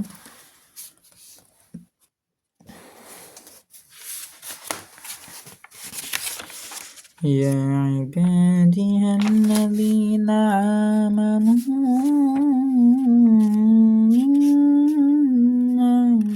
أسلم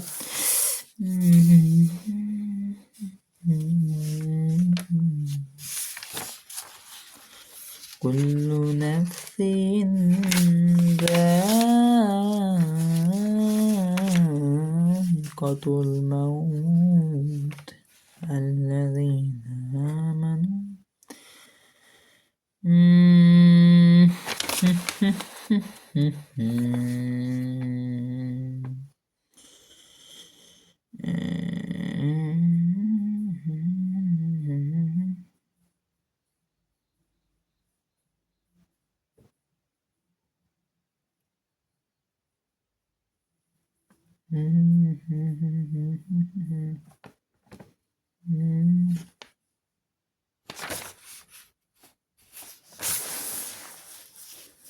সে দেখো এই প্রশ্ন দেখি, নিচে কোনটি সংক্রমণের যক্ষা হয়? ব্যাকটেরিয়া।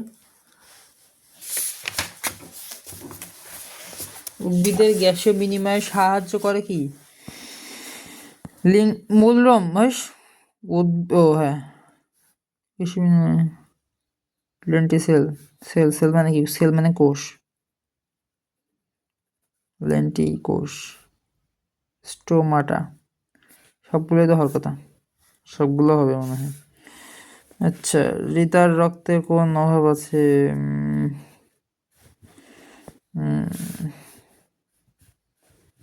লোহিত কণিকা হবে, এটা লোহিত রক্ত কোষই হওয়ার কথা এখানে।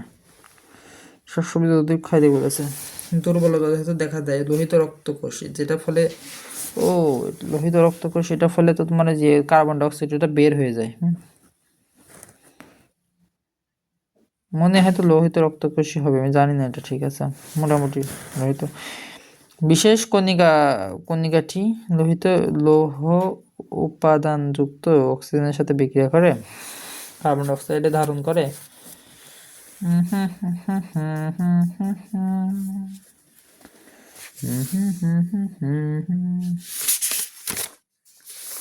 রেশন প্রক্রিয়াটা পড়ে ফেললে একবারে নাকি না পরে ক্লাস করাবো? একটা পরে আর সময় হবে না, আমার বিরাট ব্যস্ততার মধ্যে আছে।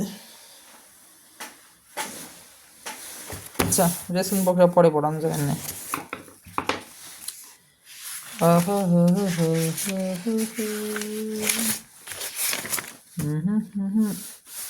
রেশন প্রক্রিয়া তো পড়বো, পড়ার আগে তোমার একটা কাজ দিয়ে যায়। এই যে সুন্দর একটা চিত্র দেখছো, এটা সুন্দরভাবে যেরকম আছে লিখা মানে আঁকানো, তুমি সুন্দরভাবে এটা এরকমভাবে সুন্দর করে যেমন আছে তেমন করে আঁকায় প্র্যাকটিস করো, তোমাদের হোমওয়ার্ক।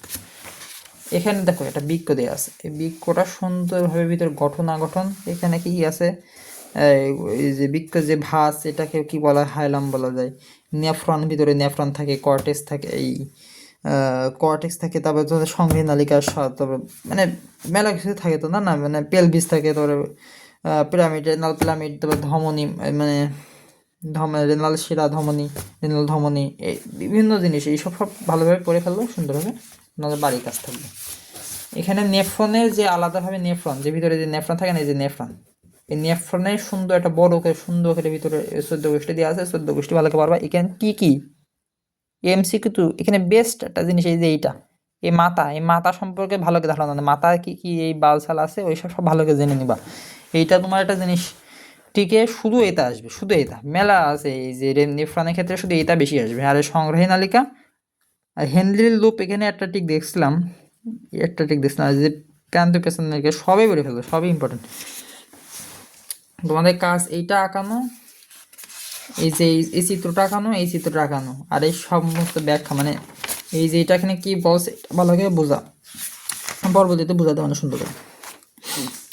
আর ডায়ালাইসিস আছে, তুই একবার রিডিং করে নে, আমি একবার ক্লাস দেখে নিতে পারি কিনা। প্রতিস্থাপন যে কিডনির প্রতিস্থাপনের কথাই বলছে এখানে, মানে তোমার মামা তো বা মানে আপনজনের যে কিডনির সাথে সম্পর্ক থাকলে ওই কিডনি তুমি চেঞ্জ করে নিতে পারবে, তোমার যে কিডনির সমস্যা হয়।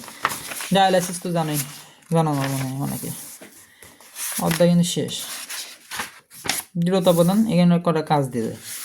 এখানে হাড়, মানব দেহে যত 14 গোষ্ঠী আছে, করোটিকা, মাথা যে এই যে ম্যান্ডিবল, এটা ম্যান্ডিবল, ম্যাক্সিলা। এই তোমার এটা ম্যাক্সিলা, এটা ম্যান্ডিবল, এটা বক্ষ পিঞ্জ, এই সম্পূর্ণ এটা বক্ষ পিঞ্জ, এটা পরশুকা আছে, এইটা এটা পরশুকা। তার পারে যেখানে আছে ক্যাপ, এই যে কার্পাল, মানে হাত এই যে কার্পাল, এই যে মানে হাতের এই যে এটা কার্পাল, এটা মেটাকার্পাল। আর আমার একটা সার আছে, হ্যাঁ, আমার সারে কিন্তু কার্পাল মেটাকার্পাল দুটো কিন্তু ভেঙে গেছে অ্যাক্সিডেন্ট করে। এটা সেদিনকে মেটাকার্পালটা ভাঙছে, আর কার্পালটা অনেক দিন আগে ভাঙছিল। আচ্ছা, এই যে কার্পাল, মেটাকার্পাল, ঠিক আছে। ফ্যালাঞ্জেস, রেডিয়াল, আচ্ছা, হিউমেরাস। তারপর তোমার যে কি বলে প্যাটেলা যে পার এখানে যে ইয়েটা থাকে না, গুড়মুড়ে যেটা তুমি নড়াতে পারো, এরকম নড়াতে পারো পার এইটা, ওই প্যাটেলা বলা হয়। তারপরে ডিবিয়া, এই যে এই ধরনের মেরুদণ্ড, এই যে মেরুদণ্ড, সম্পূর্ণ মেরুদণ্ড মুখস্থ, এই যে এইটা, এই যে যেটা হালকা সবুজ থেকে নীল রঙের, এটা কক্সিক্স, ঠিক আছে। এই যে সম্পূর্ণ এটা কিন্তু মেরুদণ্ড, ঠিক আছে। আর কিছু না বললেও এটা সম্পূর্ণ, এটা মেরুদণ্ড, এটা চিনে রাখো ভালো করে, এটা সম্পূর্ণ মেরুদণ্ড, ঠিক আছে। এখানে যে এটা ভালো করে চিনে রাখবো, এই যে এটা কিন্তু কশেরুকা, এটা কি কশেরুকা, এটা টিকে আসে কিন্তু এমসিকিউতে বিরাট আসে। আর বাদ বাকি যদি পড়তে ভালো লাগে পড়ো, না বললে না পড়ো, বড় সবারকে যদি সামনে সময় কম, আর এটা একবার রিডিং পড়ার দরকার, একবার সব বুঝে দেবো ইনশাল্লাহ। আর তোমাদের কাজ ওই যে ওই দেখি এই যে এই অধ্যায়তে 3টে ছবি আঁকাবা, 3টে ছবি, একটা দুটো, আর যে 3টে, হ্যাঁ 3টে ছবি বলেছি। আর এখানে যে এটা ছবি আঁকানোর দরকার নেই, তো বইতে একবার করে দেখবা, ছবি আঁকানোর দরকার নেই, বইতে একবার করে দেখবা, হ্যাঁ। আর এখানে এই যে এটা ছবি আঁকানো গেলে ভালো, না গেলে এটা একটু মোটামুটি আকারে লিগামেন্ট, মোটামুটি যেরকম এই যে এটা লিগামেন্ট, লিগামেন্ট ছিঁড়ে গেলে কিন্তু জোড়া লাগানো যায় না সহজে। তাহলে যে স্পঞ্জি অস্থি, এই ধরনের কিছু কিছু ইম্পর্টেন্ট জিনিস আছে, পরে দেখাই দেবেন। এটা মোটামুটি সব পড়ে ফেলেন, হ্যাঁ। এবার কি এই যে এটা ইম্পর্টেন্ট জিনিস, এটা পারলে আঁকালে ভালো হয়। বাইসেপস পেশি, এটা তবে এটা কি বাইসেপস পেশি, হ্যাঁ। এটা কি বলবো, এটা হচ্ছে প্রসারিত হচ্ছে, এটা কি সংকুচিত হচ্ছে, ঠিক আছে। এটা সংকুচিত হচ্ছে, প্রসারিত হচ্ছে, এটা পার্থক্য এটা।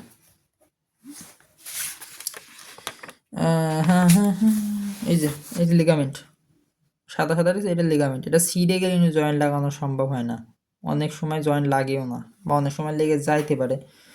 সাদা এটা কি টেন্ডন, ঠিক আছে, টেন্ডন সাদা রঙের যেটা, এটাও টেন্ডন, এটা কি এটা লিগামেন্ট কেমন হবে। আচ্ছা, একটা জিনিস বলি, লিগামেন্টের ভিতরে কিন্তু প্রোটিন থাকে, এটা মনে রাখবো, লিগামেন্টের ভিতরে। আচ্ছা, এখানে একটা জিনিস আছে, এটা মুখস্থ করতে হবে, রাইট, এটা একবারে পড়াই দিবে না পড়ে। আচ্ছা, সমন্বয়, অধ্যায় থেকে ভালো না, প্রথম অধ্যায় গ্যাসীয় বিনিময়, এটা ভালো করে পড়াইছি। রেশন প্রক্রিয়া, ওইটা একেবারেই সহজ অধ্যায়, একদম সহজ, পড়াই দিবা না ইনশাল্লাহ। কিন্তু ওই রেশন প্রক্রিয়া এটা বুঝার আছে, মেলা গেছে। সমন্বয় অধ্যায়, এটা কিন্তু একটা বোরিং অধ্যায়টা, আসলে এই অধ্যায়টা কিন্তু পড়া এটা ব্যবধান, প্যারা খাওয়া একটা পড়া। আচ্ছা, এখানে উদ্ভিদের সমন্বয় আছে, ফটো হরমোন, টরমোন আছে। ফাইটো হরমোনের ভিতরে মানে সব হরমোনের যে জিনিসগুলো আছে, অক্সিন একটা hormone, gibberellin hormone, cytokinin hormone, ethylene hormone, তো হরমোনের ব্যবহার সম্পর্কিত এই যে এই পর্যন্ত পর্ব বদ্ধবার্ষিক, তো এই পর্যন্ত পর্ব শেষ। তারপর এই যে স্নায়ুতন্ত্র, এই ছকটা টানা মুখস্থ, এমসিকিউর জন্য টানা মুখস্থ হতে, যেমন স্নায়ুতন্ত্র কত প্রকার, 2 প্রকার। কি কি? প্রান্ত স্নায়ুতন্ত্র, কেন্দ্রীয় স্নায়ুতন্ত্র। প্রান্ত স্নায়ুতন্ত্র কয় প্রকার? 2 প্রকার। কি কি? মস্তিষ্ক, আর এটা কি মস্তিষ্ক, কি সুষুম্না কাণ্ড। আর প্রান্ত স্নায়ুতন্ত্র বা 2 প্রকার, হ্যাঁ। এটা হচ্ছে কি করটিকা স্নায়ুতন্ত্র, স্নায়ু কি সুষুম্না স্নায়ু, আর এটা হচ্ছে স্বয়ংক্রিয় স্নায়ু, ঠিক আছে, স্বয়ংক্রিয় স্নায়ুতন্ত্র। তো এই করটিকা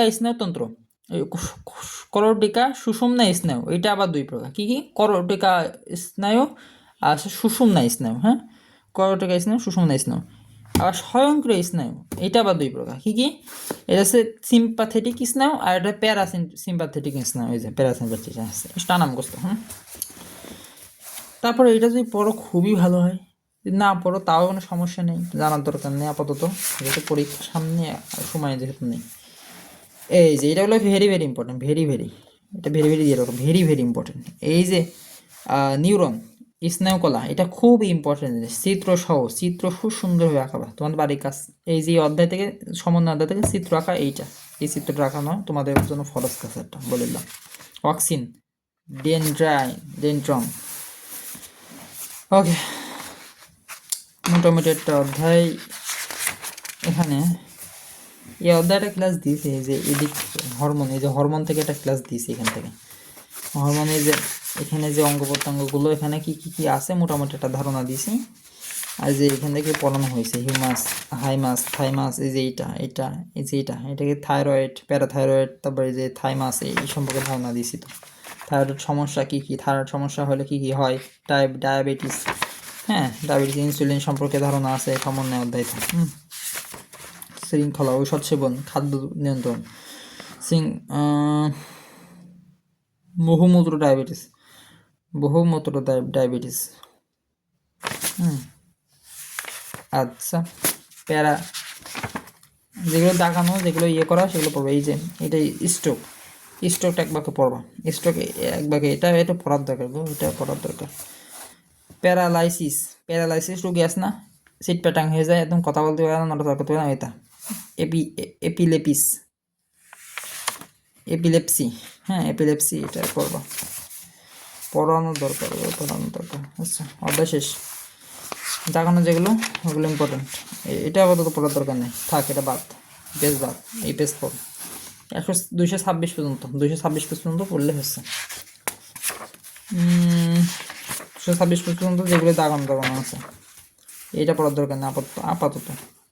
এই এক লাইনে এটা পড়া যায়, যে যেখান থেকে যেটুকু এটা পড়া যায়, মস্তিষ্ক 12 দ্বারা মেরুদণ্ড ইসলাম থেকে ইসলাম বের হয়ে আসে এবং সরকার বিভক্ত হয়ে, ঠিক আছে। তো এই হচ্ছে আমাদের ক্লাস 9-এর বার্ষিক পরীক্ষার ফুল সিলেবাস। জাস্ট এর অধ্যায় সমন্বয়, দৃঢ়তা প্রদান, নিরসন প্রক্রিয়া, গ্যাস বিনিময়, জীবে পরিবহনটা দেওয়া হয়নি। জীবে পরিবহন যেটা অনেকের কাছে কঠিন লাগে, আমার নিজের কাছে কঠিন লাগবে, তবে এখন মোটামুটি সহজ লাগে। আচ্ছা, জীবে পরিবহন এটা একবার বলে দিই কাজটা কি থাকবে, 3 মিনিটের ভিতরে হয়ে যায়। ইমবাবিশন আছে, ইমবাবিশন সরকার মুখস্থ করতে পারবো, আর কিছু লাগবে না। অবিশ্রবণ, আচ্ছা সেটা রিডিং পড়লে বোঝা যায়, মোটামুটি বোঝার জিনিস কি আছে এখানে। পিউবিস এই পেজ পড়ার দরকার নেই, এইটুকু পড়বা। সিকিউজনে most very very very very very very and very very and very very important, ঠিক আছে। এটা অবশ্যই আসবে, এসে বসে রয়েছে। বাহ্যিক প্রভাবক, এটা মোটামুটি রিডিং পড়লে হচ্ছে। অভ্যন্তরীণ প্রভাবক এটা আছে, এটা বলবা, হ্যাঁ অভ্যন্তরীণ প্রভাবক, এই যে এটা রক্ত, একদম মুখস্থ টানা মুখস্থ করতে হবে। সিকিউতে মোস্ট একটা ইম্পর্টেন্ট দেবে, এমসিকিউ সিকিউ দুইটাই। এটা এখানে সম্পর্কিত তথ্য আছে, এটা পড়তে হবে। তারপরে যে কি ব্লাড, এটা পড়তে হবে, হ্যাঁ এটা খুব একটা ইম্পর্টেন্ট বলা হচ্ছে। রক্তের কাজ, আর কিছু না পড়লে রক্তের কাজটা পড়তে হবে। না না না না ভুল কাজ করে ফেলাইছি, এটা পড়তে হবে, এটা বাদ মানে এটা পড়তে হবে, এটা ইম্পর্টেন্ট। এখান থেকে তো সিকিউ আসবে। এই রক্তের কাজ, এই যে এই পর্যন্ত না পড়লেও এই পর্যন্ত পড়তে হবে, দাগানোগুলো সব একবার, যে সব দাগানো একবার করে যদি পড়ানো হয় না সব হয়ে যায়। সময় কম, এখন সময় স্বল্পতা। রক্তের কাজ এখানে অক্সিজেন পরিবহন করতে, হ্যাঁ ব্লাড গ্রুপ, এখান থেকে আর কিছু না পেলে এমসিকিউর জন্যই মোটামুটি একটা ধারণা রাখতে হবে যে কোন কোন গ্রুপ মনে করো রক্ত পাওয়া যায়, এই হ্যান্ডেন ম্যানটেন দেওয়া আছে, এই জায়গাটা দেওয়া আছে, রক্ত বেশি থাকে মানে কোন এই যে নেগেটিভ পজিটিভ, মানে রক্ত নেগেটিভ পজিটিভ আছে না, ওই রক্তের নেগেটিভ হয় মানে নেগেটিভ থাকার কারণটা কি আর পজিটিভ থাকার কারণটা কি। পজিটিভ থাকলে একটা উপকার আছে, ফ্যাক্টর, যে ফ্যাক্টরটা এটা এক ধরনের অ্যান্টিজেনটা পজিটিভ থাকে কিন্তু নেগেটিভ অ্যান্টিজেনটা থাকে না। এই সম্পর্কে মেলা তথ্য দেওয়া আছে এখানে। এ পজিটিভ মানে সব ইয়ে ঠিকই আসবে, হ্যাঁ ঠিকই জোনে পড়বে। এটা সিকিউ জোনে, এটা হৃৎপিণ্ড গঠন obviously most very very very important, এই যে এটা সিকিউর জন্য এই যে এটা খুব ইম্পর্টেন্ট, এই যে হৃৎপিণ্ডের মধ্যে রক্ত সঞ্চালন পদ্ধতি সম্পূর্ণ ইম্পর্টেন্ট জিনিস, এও ইম্পর্টেন্ট সিকিউ। শিরামিরা এইসবের টিকমিকি নিয়ে পড়ে না হয়ে যাবে না। এই যে উচ্চ রক্তচাপ, এই যে চাপ রক্তচাপ এখান থেকে শুরু করে এইটা বাদ, এইটা এই যে সব মুখস্থ। আর কোলেস্টেরল এটা আছে তোমার ভেরি ভেরি ভেরি ভেরি সিকিউরিজন ইম্পর্টেন্ট। কোলেস্টেরল খুব ইম্পর্টেন্ট জিনিস।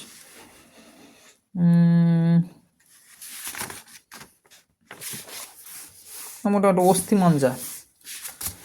মজ্জা হার্ট অ্যাটাক সম্পর্কে তো এখানে তথ্য আছে বলে কত বড় অধ্যায় বাবা আল্লাহু আকবার।